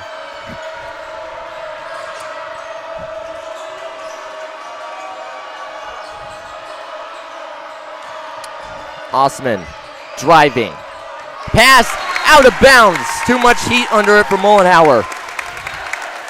And that's what you want to do if you're the Knights. You want to force that ball to the sideline and force them into some of those inerrant passes. They're doing a great job guarding Walter on the free throw line. So it's good to see them force that turnover. Dribbling around. Dane Fatzinger up to Lampy. Now Silva with it. Long two for him. No good. That goes off the back iron and back the other way to the Comets. Osman with it. And that's just a prime example of seeing how tall and how much length they actually have in Walter Plants. No good off the back iron from beyond the arc, but another offensive rebound and then out of bounds. Ty Osman's foot came down on the baseline. Another turnover for the Comets. Yeah, and you can see the frustration over on Genoa's side of just not, maybe not getting a call that they want or really just not getting the offensive possessions that they want right now at the moment. 3 minutes have gone off the clock in the third. Hutton, Lampy, wide open, no good off the back iron. Rebound made by Routson.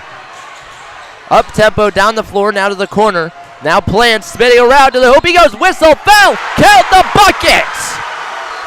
And that's someone that you always got to keep an eye on. He trailed the play a little late. Genoa's really good at running a fast break, and Walter brings that up a little slowly, and you kind of forget about him, and then all of a sudden he strikes right through the lane and gets has an opportunity for an old-fashioned and one.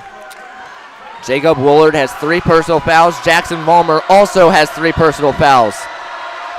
Both are forwards for their respective teams.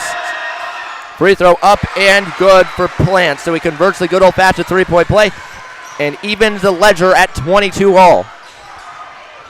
Then a whistle and a foul. A little too much bumping action put on by Ty Osman. That'll be his second personal foul. Yeah, and Genoa right now, they're wanting that play to be clean, but the defender is actually walking into his defender, or who he's playing defense on, and that's just not allowed. Fade away, no good for Hutton. Plants the rebound. That's just Hutton's third missed shot. He's 4 of 7 from the floor. There's a 3, other side of the floor. Too much power under it. Rebound made on the offensive end, and then it's going to be poked away out of bounds by Devin Silva.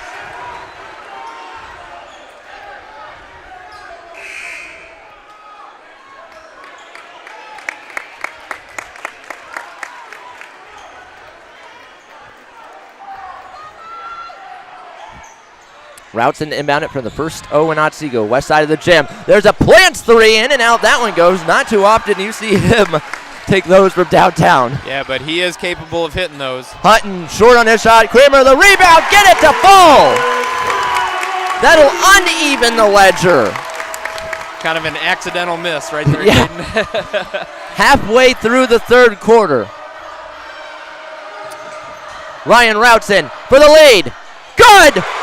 And once again, you don't want to see him shoot those. That's the last guy you want to see shoot threes if you're the Knights. 9 points for the junior Ryan Routson. All his made shots have been from beyond the arc. There's a three for Creamer. No good. That one goes. The Knights led this game by as much as 9.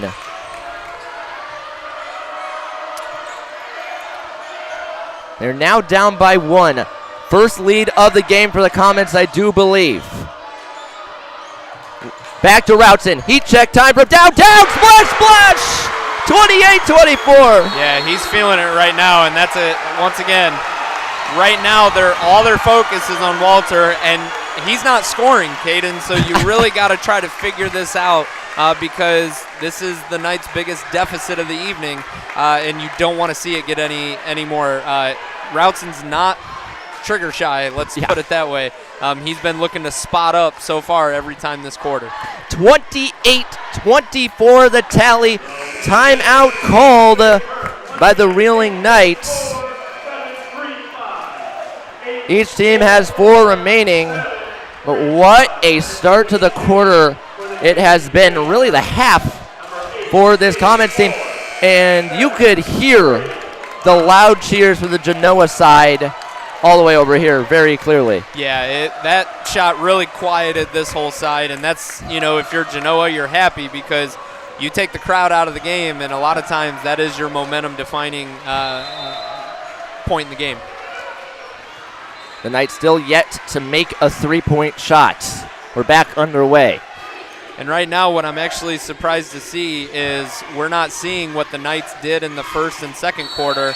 Whistle, foul away for the ball. It's going to be Carter Lampy, the guilty party of a second.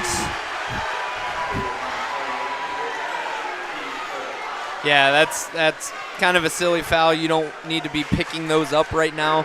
But what I was getting ready to say was Caden and Devin are not getting the post-ups like we saw in that first and second quarter, and that's what allowed the Knights to build those leads to play through that contact, and we just haven't seen them be that aggressive this quarter yet. They scored 17 of the Knights' 19 first half points. They are yet to score in this half,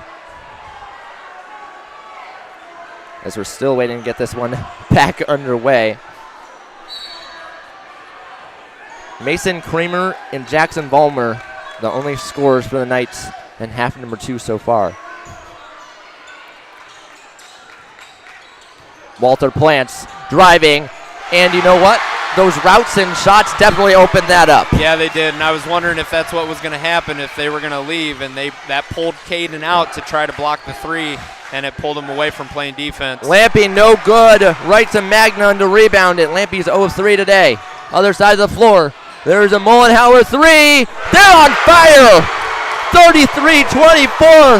9-point lead for the Comets. Hutton, other side of the floor, quiets the crowd for a moment. And I was wondering when the Knights were going to start running some kind of fast break, because if you actually look who's the last coming up the floor, Walter. Yep. He's gassed.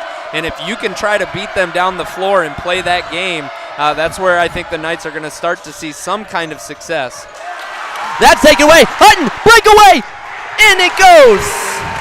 Didn't quite have the jump there to slam it down. He is exhausted. He's played every second, just about it seems like, of this whole season.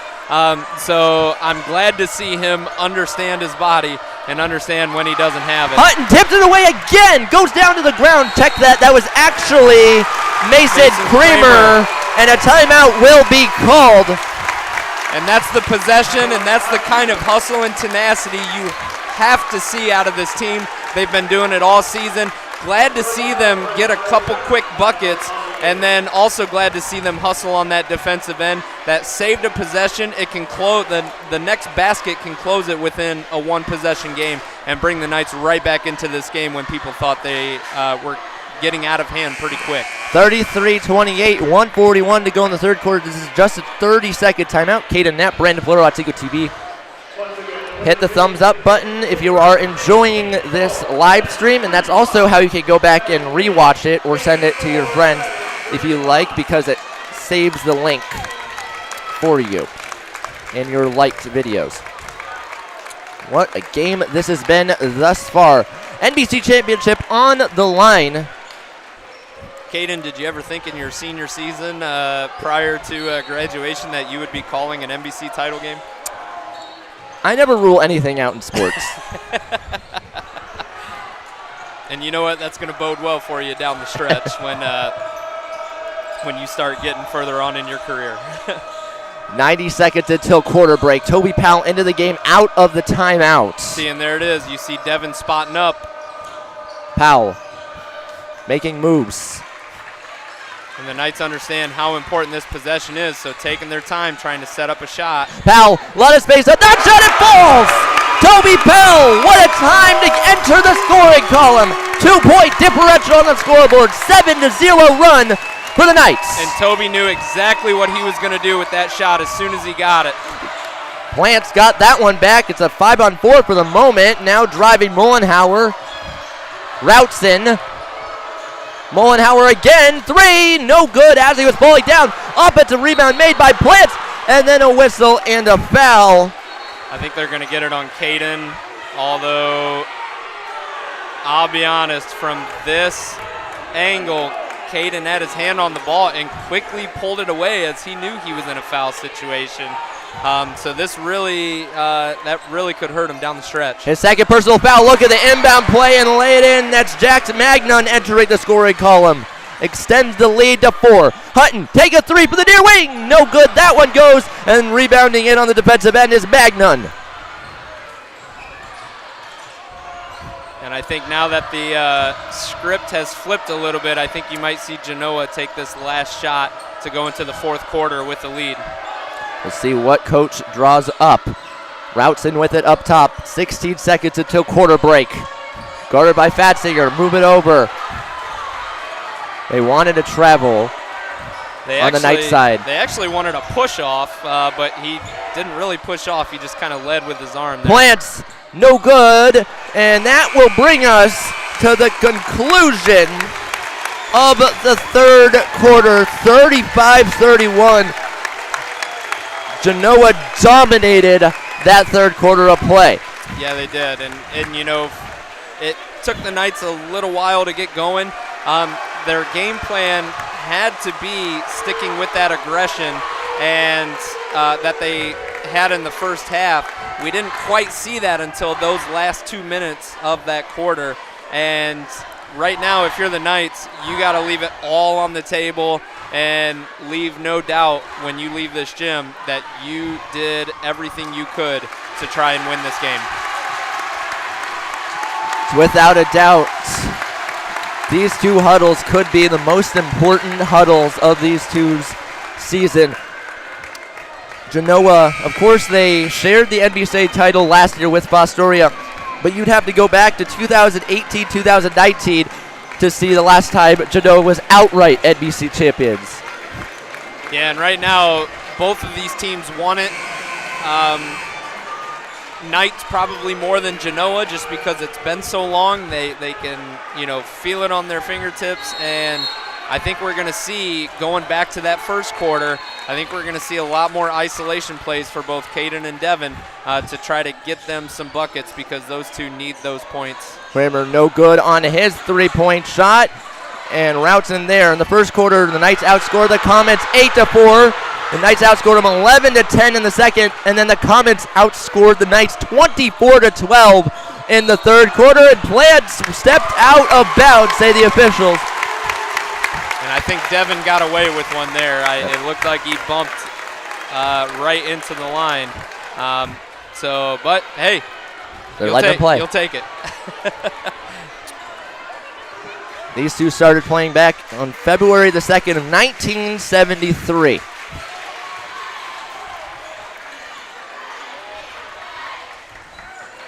Silva driving, lost his dribble, and that's going to be a double dribble. Yeah, he lost it. He started his dribble, lost it, and then picked it up and dribbled again. There's an old saying for officials, you can fumble, dribble, fumble, but you can't dribble, fumble, dribble. To the corner, Plants a 3, no good that time, but rebound made in the offensive end by Magnon. Quick passing once again. That's intercepted by Fatzinger. Fatzinger one-on-one. Look at him putting on the moves to the hoop. That's going to go. Back to a 2-point game. Batzinger entering the scoring column for the first time. And that was a great steal by Dane. He saw it miles away. Plants driving the baseline, spin move, whistle, and Devin Silva is going to be guilty of a foul. That'd be his first personal, the team's first of the quarter as well. 6:31 to go in regulation.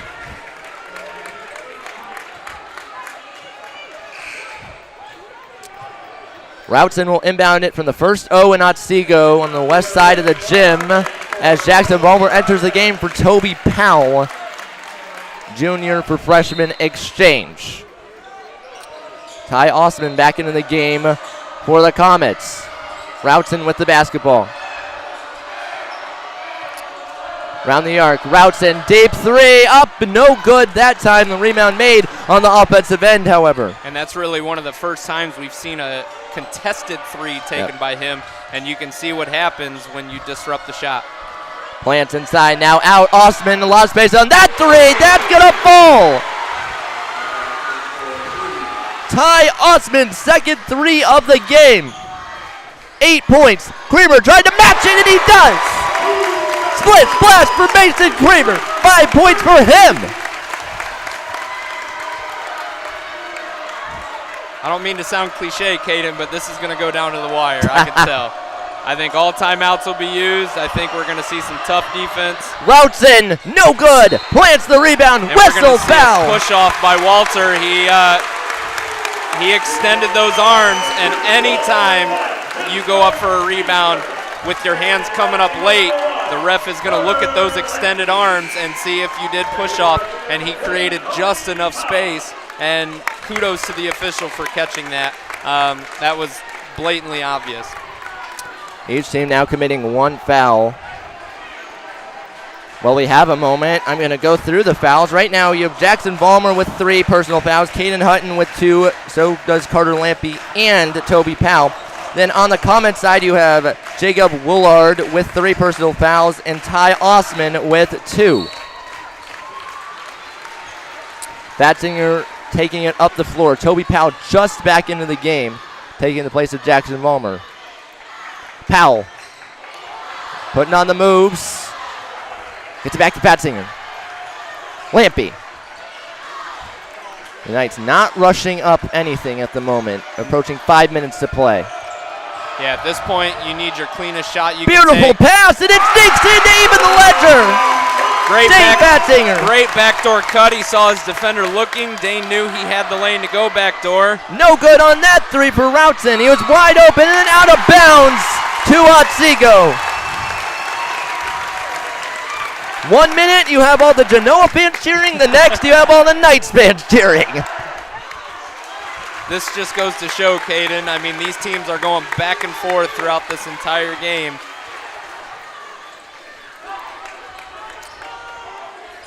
Silva possesses the basketball, gets it back to the team's leader, Caden Hutton. And this is the key defining moment possession for this game so far because the Knights haven't led in quite a while.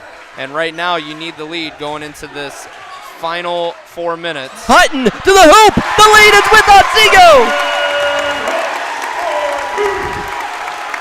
16 points for the senior. And like I said, I think the ball's going to have to be in Devin and Caden's hands the rest of this game because you have to have your best offensive players with the ball in their hand. To the hoop. No good for Willard. They get it back though. Routson. Mullenhauer inside. Back out. A lot of space on that three. No good off the back iron it goes and then out of bounds. Last touch by Carter Lampy at the 3:59 mark. And I tell you what, after Routson hitting those consecutive threes, it seems like he's gone cold this game. And if you're the Knights, that's exactly what you want to see. A full 1 minute timeout is called by Coach John Sandwich with 3:59 to go in the fourth, 40-38. This one's coming right down the wire. Caden Knapp, Brandon Fleur, Otsego TV. You can email me anytime at 25knapp at OtsegoKnights.org with any questions, comments, or concerns.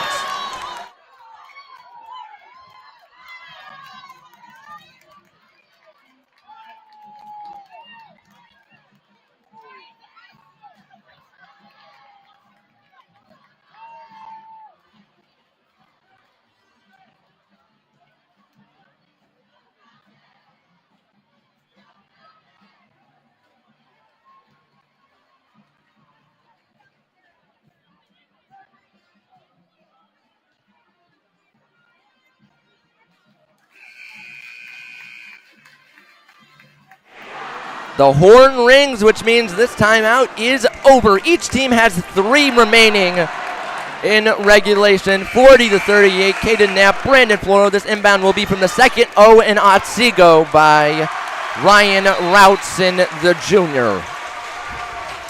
NBC Championship.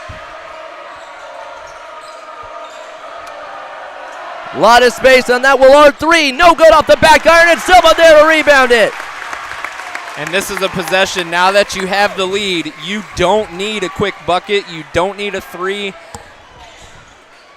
Hutton spinning around, goes up with it, no good. Willard gets it for the Comets, and then it's fouled. And I think they're going to tag Caden with, nope, they're going to get Devin Silva. That's his second personal. Second. Team second as well. Hutton has 2 fouls right now, so approaching foul trouble. And I love the aggression, but that was a moment in time where you had to eat some clock in order to preserve this lead, because Genoa can score at any point in time. Mullenhauer 3, no good. That one goes, another missed 3 for the Comets. Lampy there to rebound it. And then a whistle. And you know what? That point right there in the game, Walter Plants wasn't back on defense. As I said, he's coming up the floor really, really slow right now. And that fast break generated that ability for Toby to get to the rim. That foul was tagged to Mullenhauer, who is now 1 of 8 from beyond the arc. We're waiting for Silva to fix his shoe, it looks like. And it looks like we're going to get Jackson Vollmer to come in. Toby Powell, the freshman, at the line to shoot for 2. And it looks like Mason Kramer is about to enter the game as well. Keeping those fresh legs in the game is going to be vital. Kramer in momentarily for Silva, who's fixing his shoe. We'll see if he stays in. I highly doubt it. Yeah. Powell's first shot is good. Ice in his veins. The Knights 5 of 5 from the charity stripe thus far. Quick substitution on the Genoa side. Ty Osman into the game for Jax Magdon, a junior for sophomore exchange. Awaiting free throw number 2. Key free throw to make this a 2-possession game, and there it is. 42-38. Jackson Vollmer pumped as he enters the game for Toby Powell.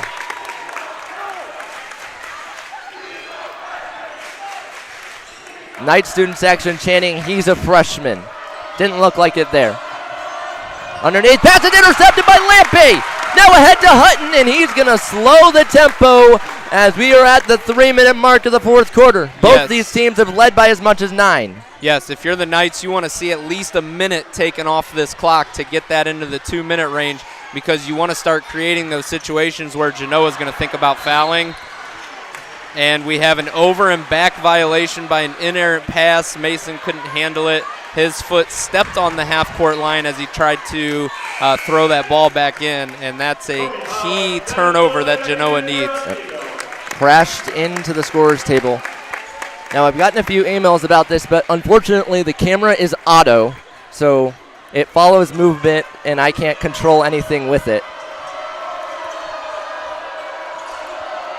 Plants moves it out. Big possession for the Comets. Underneath, Willard snuck in and made it 42-40. And same thing as last possession. You want to see this time tick off the clock. With 2:20 left, if you're the Knights, you don't really care about getting a bucket at this point. You care about chewing up that clock. Hutton spinning around. He's fouled from behind. They're going to charge Jacob Willard with his 4th personal foul. He'll almost certainly go over to the bench shortly. At least you'd think. Maybe not. Yeah, I think they're going to keep him in the game, because at this point with 2 minutes left. Hutton tightly guarded, up with it over Osman, puts it in! More points for Caden Hutton, 18 today. And that isolation is what we saw in the first quarter to be able to get him a lead. Fouled taking a 3. He got a block, but his momentum took him into the body of the Genoa player and didn't allow him to come fully down to land. So I think we're going to get 3 shots here. Caden, if he makes all 3, we're in for a pretty hectic last minute 50. We'll see how clutch Ty Osman is. 8 points today. Misses the first one. That foul was charged to Carter Lampy, his 3rd. 1:51 to go in the 4th. As a reminder, both teams have 3 timeouts. Free throw number 2. Good.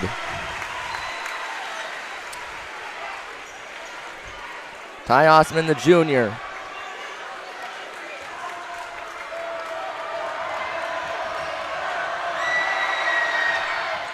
Good. 2 for 3 trip. And you're all right with that first missed free throw, keeping this a 2-point game.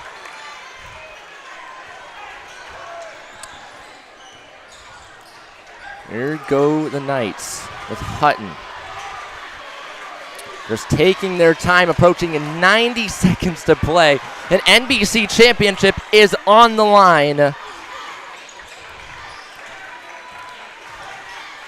I don't think it gets much better than that. No, it really doesn't, and the Knights are doing exactly what they need to do. Chewing some time off this clock. Up and no good that time around for Hutton. Other side of the floor, we'll see if a timeout is called. Approaching 1 minute to play. They're going to try to get the ball into Walter to try to get at least a quick dish out. 3, no good off the back iron, but offensive rebounds made by Willard. Goes back up with it, fade away, we're tied! 7 points for the junior. Other side of the floor, Silva, whistle, foul, 48.9 to play. Great recognition by Devin to see that the lane was open. I like the attack mode. The game's tied. You got to find a way to create some scoring opportunities. And he saw that Genoa was back late to defense, and that's what happens when you're late on defense is you typically end up fouling the player. Silva 1 of 1 today from the cherry stripe. Misses the first one.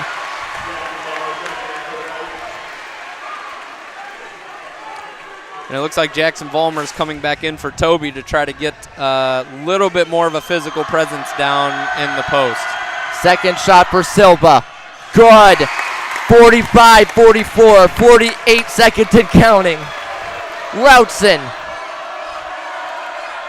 And then a timeout. It'll be called by the Comets. They're down to 2. It's a full 1 minute timeout. Yeah. Kaden Knapp, Brandon Flores, Otsego TV. 42.5 seconds to play. 1 point separates these two teams. NBC championship on the line. I don't know what else you can say. This is quality basketball, folks. This is, some of the best basketball I've been a part of all season. I know you can probably say the same for yourself as far as high school basketball goes. Caden, this is just exciting. It really is. Both teams are fighting hard. Both teams are playing through the contact.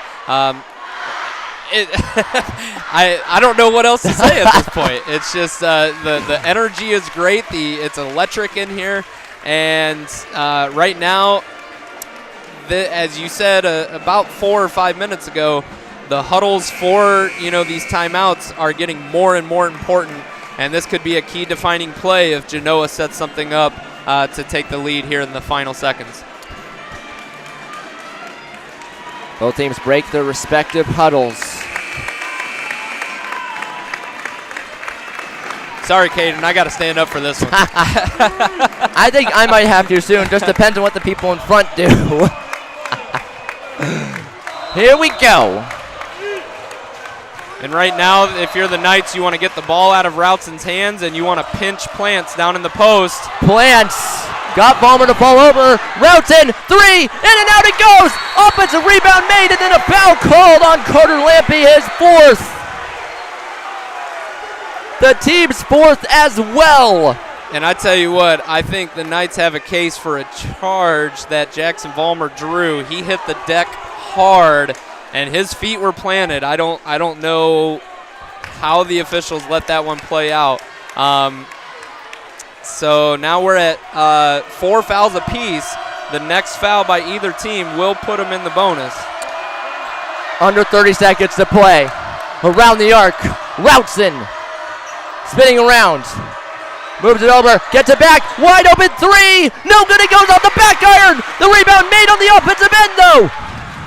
13 seconds, timeout Genoa, 12.2 seconds.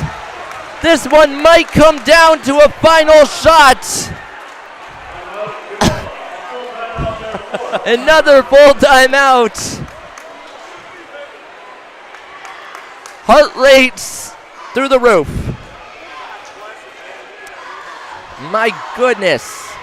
Jackson Vollmer's checking back in for Toby. And it looks like Mason Kramer's checking in as well. And right now I think they're going to try to isolate Walter down on the post and maybe try a quick kick out as Routson seems to be trigger happy again. Yep. Good shooters keep shooting, and he's proven he can hit that big shot. So right now we're going to see what kind of defensive scheme Coach Carroll calls up to try to close out this game. If you're the Knights, if I'm in that huddle, yes, I'm drawing up a defensive scheme, but I'm hammering home, put a body on somebody. We cannot let them have these extra offensive opportunities again. Let's secure that rebound and let's have them foul us to send us to the line. Everyone on the Otsego side and the Genoa side on their feet. Inbound will go from the sideline into Routson. Inside, Plants, triple team. He's fouled going up with it, and he's going to have a chance to give the lead to the Comets with 6.6 seconds to play. Jaws on the floor. We'll see who they tag it to. It's going to be Vollmer's fourth. Vollmer, and I tell you what, Caden, I'm going to have to disagree. There were a lot of hands straight up in the air. Some people are going to disagree with, my observation, but that's a tough pill to swallow. First free throw, good to even the ledger. You cannot hear a thing in this building. 45-44. Regardless of what happens after the second free throw, there will be a timeout called. I can almost guarantee you that one. Yes. Here's the big one. Deep breath from the junior. Goes up with it. No good! The rebound made by Lampy. Now ahead to Hutton. 3 seconds. Now at 2. Hutton falling down. Whistle. Traveling violation. 0.3 of a second to play. 45 all. Now this 0.3 of a second, it has to be a tip. So I think the Knights are going to try to pressure this ball. Yeah, there it is, overtime, Caden. And it couldn't be better scripted. 2 12-1 teams in the NBC going to overtime to decide the championship. My goodness. What a game this has been. 32 minutes, not enough to settle it. And you are the rules expert here, so could you take us through the rules for this 4-minute overtime period? Yep, so you're going to put 4 minutes on the clock. It's half the regulation time of a regular quarter. Each team gets an additional 60-second timeout. And the killer that you don't want to see, the fouls carry over. The Knights are actually in the bonus, meaning Genoa will shoot no matter what the foul is that they commit. Genoa's in the same situation. If they foul again, it is going to send the Knights to the line. So long as it is a defensive foul. Yes. And so the teams are going to go in the same direction as well. So you're going to see the jump ball take place, and you're going to see the Knights on the left side of the screen, Genoa on the right side of the screen. Here we go. OT in the castle. Caden Knapp, Brandon Fleur, Otsego TV. If you're enjoying this broadcast, please hit the thumbs up button. Hutton versus Plants once again in the middle. Hutton won the opening tip-off. The official blowing the whistle. And the Knights have all of their players on the other half of the court to prevent a quick fast break there. Here go the Comets winning the tip-off. And Toby Powell fronting Walter down in the post. Willard dribbling around. To the corner. Drive the baseline. Magna, no good. Tip drill and a foul. And that's going to be Carter shooting 2 free throws. Walter was boxed out, and he pushed through Carter's back. It's tough because, Caden, you're 6'8". You're going to get almost every rebound, but at the same time, you have to avoid that body contact, and Walter didn't avoid it there. 2 free throws for the senior Carter Lampy. That's the second foul committed by Walter Plants. Free throw 1, good. Mind you, Lampy does have 4 personal fouls, and so does Jackson Vollmer. On the comment side, Jacob Willard has 4 fouls. Magnan out of the game for Ty Osman. And notice how the Knights don't have a third player over on the hash. They're trying to prevent any quick bucket. As Carter Lampy hits another key free throw, they're trying to play back to prevent any fast break and quick bucket for Genoa. 2-point lead for the Knights, and then that will go out of bounds. They're going to say Silva was the last to touch it. No controversy with that one. No, even though I couldn't see it. Trust in me here. Ryan Routson passing it over to Osman, driving the baseline to the hoop, and he's going to get 2 free throws. We'll see who they assign this foul to, and it's going to be Toby Powell committing his 3rd personal foul. And that's going to be key because if that was on Carter, that would have disqualified him from the rest of the game, being his 5th. Osman at the line. He's 2 of 3 today. 3:22 to go in overtime. First free throw is good. So all the points so far in overtime have come from the charity stripe.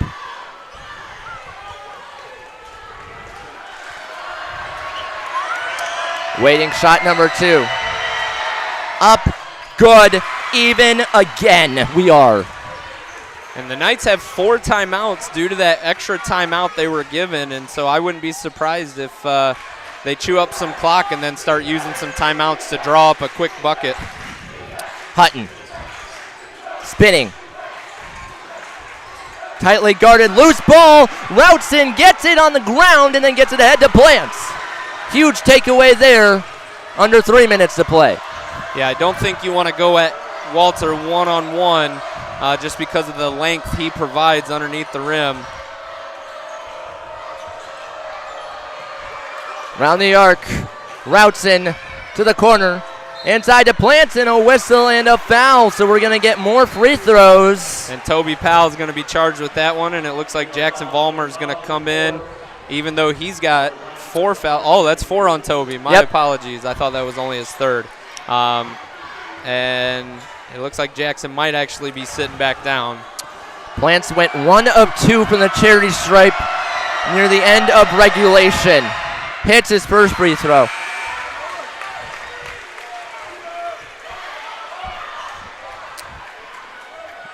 The tie is broken. Plants, 4 of 6 today from the charity stripe. 10 points. 1 of 2. Hutton the rebound. Patience is going to be the key for this offensive possession right now. They say patience is a virtue for a reason.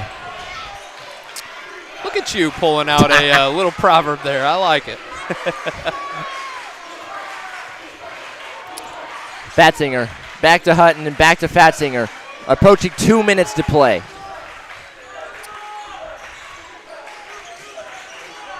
Silva. Back to Lampion, now up top to Toby Powell. Knights taking their time, trying to find their shot as we're halfway through overtime. Spin move. Hutton moves it to Powell at the NBC logo. Now out to Hutton once again. And they're okay with chewing the clock because regardless of the possession. Silva, whistle, foul, and now he's going to go to the line with a chance to tie it and take the lead. I was going to say, you're happy with the time coming off the clock because even if they wouldn't have scored there, it still leaves Genoa with only a little bit of time left to either extend the lead or it gives you a chance to foul and still keep it a one-possession ball game. That's Osman's 4th foul. Free throw 1, good. 48 all. Here goes free throw number 2. Up and no good. We stay even at 48. I'm not going to say it, Caden. I'm not going to say double overtime. Ryan Routson slowing it down, 90 seconds. To the corner. Up top to Routson once again, tightly guarded. Willard moves it out, inside, Plants had that poked away. Loose ball, still loose. Who's going to wind up with it? No one, because we have a foul. We're going to get a foul on Devin, it looks like.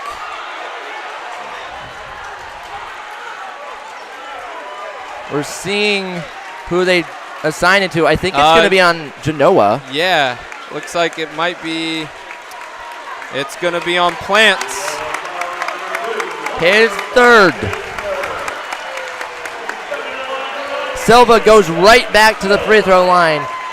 The Otsego fans thought the officials were signaling that it was a night foul. 1:13 to go in overtime.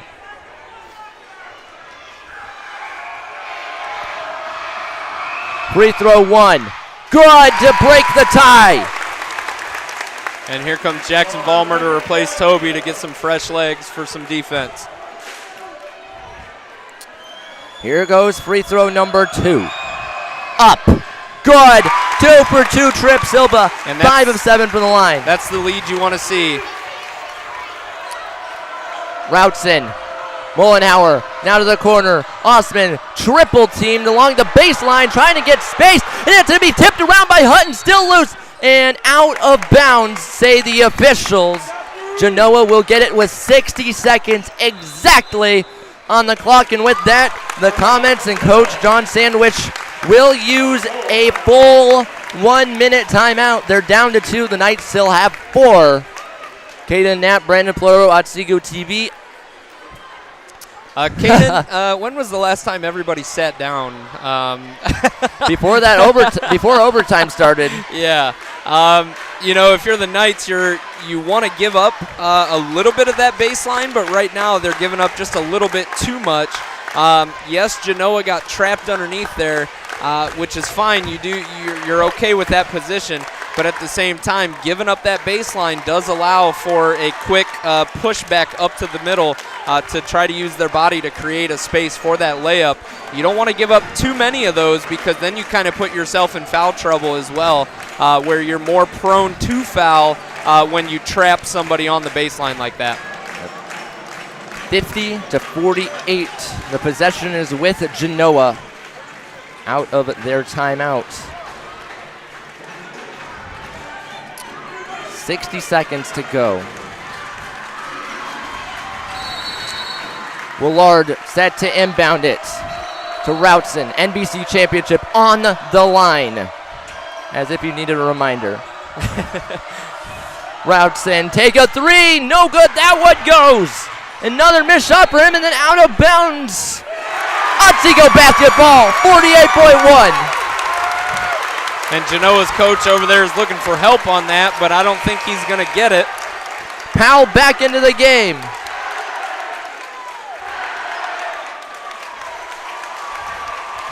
Genoa's going to look for a quick steal here, but if they don't get the steal, they're going to have to foul.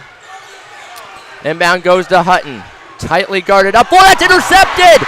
Osman. Willard driving. Foul.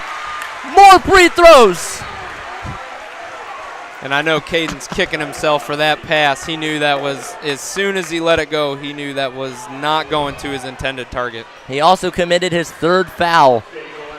And these fouls, if we go into overtime, double overtime, Caden, these fouls are going to become really important as we've got 2 Knights with 4. Caden now with his 3rd. Check that. That'd be 3 with Lampy, Vollmer, and Toby Powell. There it is, yeah. Is there anyone, for those at home who may have not heard, does Genoa have anybody in foul trouble at the moment? Yes, they have Jacob Willard with 4. He's at the line. And then Ty Osman also has 4. Willard's first free throw is good. Osman will exit the game for Jackson Magnon. You also have Walter Plants with 3 personal fouls. Shot number 2, no good. Loose ball, Plants the rebound, then it's loose again. Hutton, breakaway to the hoop, he'll let it in. 52-49. Genoa has to get a 3 here. Passing it around, there's a Magnon 3, no good. Rebound made in the offensive end, and now it's a 1-point game again. 16 seconds and counting, and Hutton will go to the line. And they're going to tack that to Plants. That's going to be his 4th. And Hutton is not the guy you want going to the line, although I will say this. He would have thrown that down on any other night, but he I don't know how he's still got something left in the tank. This is all heart for him at this point. Good on the first one. And I love to see Dane over there, even though he's a freshman, he is coaching those players to say straight up on any shot, don't even risk a foul. That's maturity for a freshman. Shot 2 is also good. And Coach Carroll calls a timeout. He's going to call a full timeout. I think he's going to tell the same thing. Fellas, we don't need to foul at this point. Put pressure on the ball, kill that time, make them uncomfortable, but do not foul in whatever circumstance. Also, it's worth noting that the Comets have 1 timeout. They don't need to jack up a 3. They don't. If they can get it down low and get a quick bucket, I do anticipate they'll use that last timeout, but they could just score 2 and try to foul. And here's the thing, Caden, you don't have to foul the ball handler. You can foul somebody who isn't to send that person to the line. Most teams and coaches, I don't want to say they don't know that, but they don't think about those in this kind of situation. They could foul someone who they know hasn't shot a lot of free throws or isn't particularly well versed at the free throw line, and that could be a strategy that you play as well. Out of the timeouts. It'll be Genoa basketball. Caden Knapp, Brandon Fuller of Otsego TV. You cannot hear a thing in this building. Other than through our headset. Correct. Ryan Routson crosses midcourt, and now a timeout is called. And that will eliminate Genoa from calling a timeout again unless we have a Chris Webber moment. Caden, I know you being a Tar Heel fan, I hate to bring that up. But at the same time. Hey, it won him a national championship. It really did, yes. 54-51, 12.6 seconds to play. Both teams in their respective huddle. We said it near the end of regulation when there was a timeout called, but this is just such a huge huddle. Could be a season-defining huddle. Yeah, absolutely. And, you know, this is you just have to put it all on the line at this moment. I know you might be tired. I know you might be gassed. But at this moment of time, you got to think with clarity. Yep. And you got to think, where is the ball? And if I play defense, I don't want to put myself in a position for the ref to call a foul. Inbound goes to Willard. Back to Routson. Fade away for the corner. Air ball, no good. Rebound by Hutton. 6.5 to play. The Knights can taste it. A first NBC title in 12 years if Hutton can just hit one of these. And I tell you barring what, a miracle. That was a great play drawn up by Genoa. Plants was out on a screen to free Routson, and that is really the guy you wanted to shoot that 3. But great defense by the Knights. So we really could see that play being the play. No good on the first one. As a reminder, up next, if the Knights win, we will stay on air for them cutting down the nets. Free throw 2. Missed them both, but he gets a rebound, and now he's fouled, and he has another chance. New life with 4 seconds to play. Caden, I'm going to say something, and I'm going to have to ask Mr. Hutton down there if he did that on purpose. He did that in a game when I coached in 8th grade. He absolutely intentionally missed a free throw so he could get the rebound and chew up the clock. So that almost looked like an intentional missed free throw. I'm going to have to ask him if he did that. He's probably going to say no, but I think I know just a little better. Missed the second one. The rebound by the Comets. Plants up floor. Lost it. And it's over.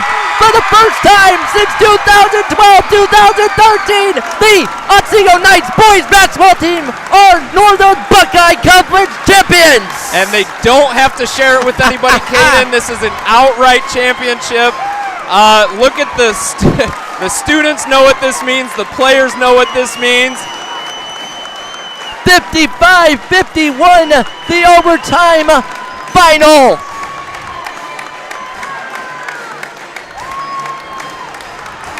And I tell you what, nobody on the Otsego side has sat down for the last 20 minutes of this game.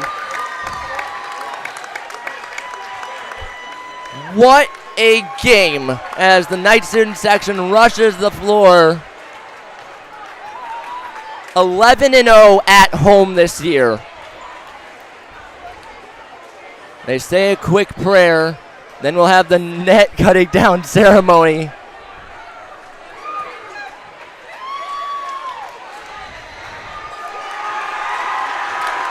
Wow.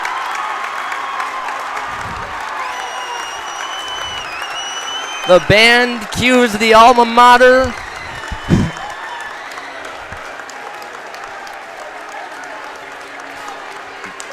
Wow. What a game.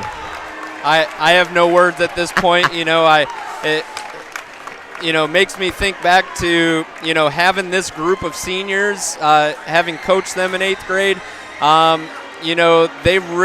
I saw something special, and I know that not all of those seniors have transferred over into the varsity squad, as some, kind of left and did their own thing. But at the same time, knowing what that group actually had the capability of doing, and to see that come to fruition here on their, last regular season game of the year before heading into playoffs, I can't help but get just a little bit choked up right now.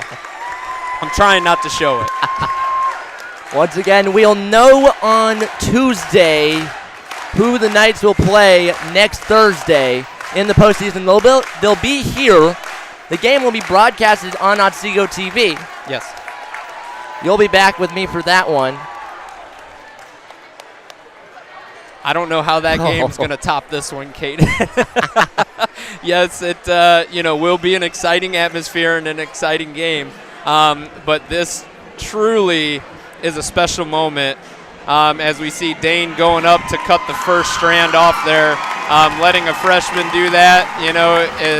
He's come a long way this season from seeing him kind of be a little bit timid to start the year, but watching him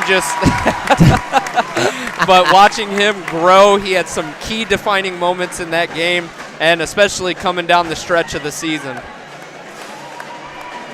The Genoa faithful wasted no time at exiting the facility, as you can see. Toby Powell cutting down net.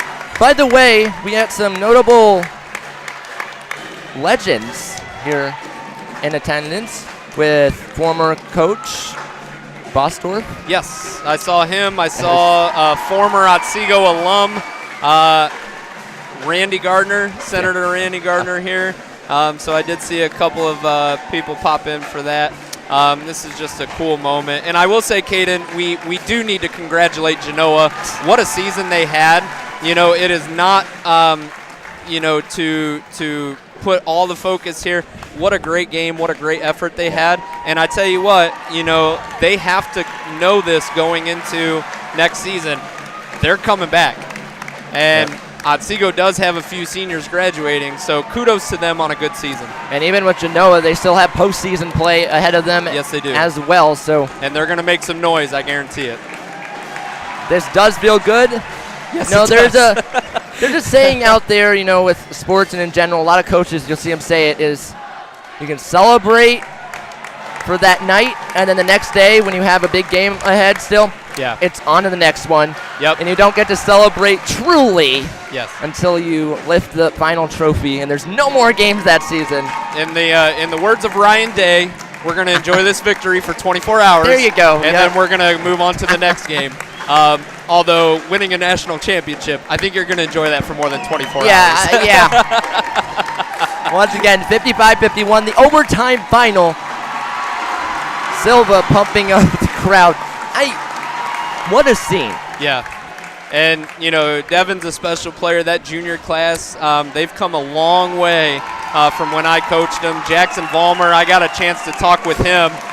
You and I did that one game last week where he had a key defensive moment where he drew the charge, and I went to talk with him after that game, and I said, Jackson, if it wasn't for that charge, we don't win this game.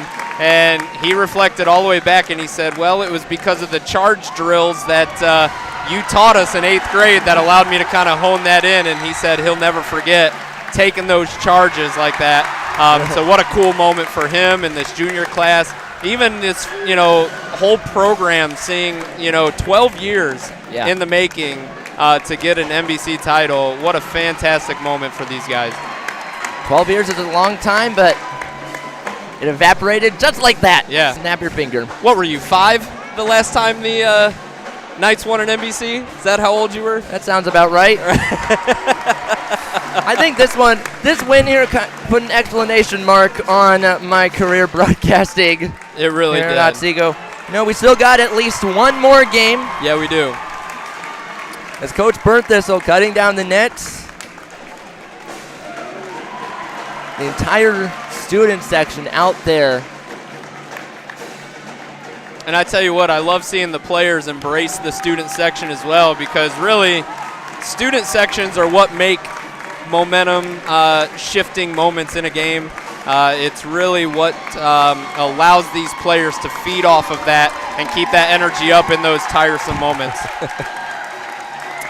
If you enjoyed this broadcast, which I'm sure many of you did, I don't know how I'm going to go out on a limb there and say that. Please hit the thumbs up button. We've already broken the record for likes for a boys basketball game here at Otsego.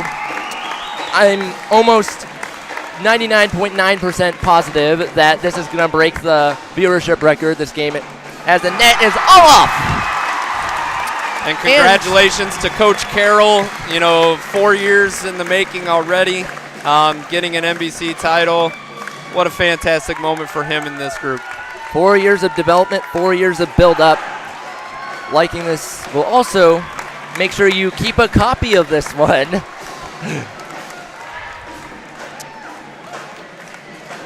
As it saves it to your liked folder on YouTube. What a game. Once again, 55-51, the final in overtime.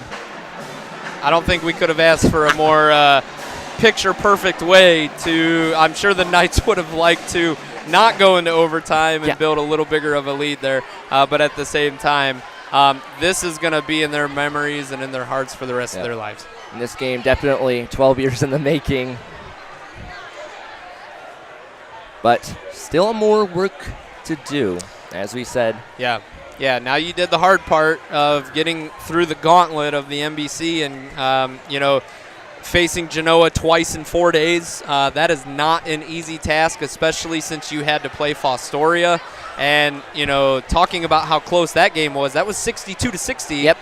So that very well, if the Knights lose that game, they're going into tonight's game hoping to beat Genoa to at least share the NBC. Right. So the fact that they won it outright with a close win last night and another close win tonight, it goes to show you how special this team really is. Shows the grit, and it helps prepare them more so for the postseason. Once again, we will be on air next Thursday for the Knights postseason game.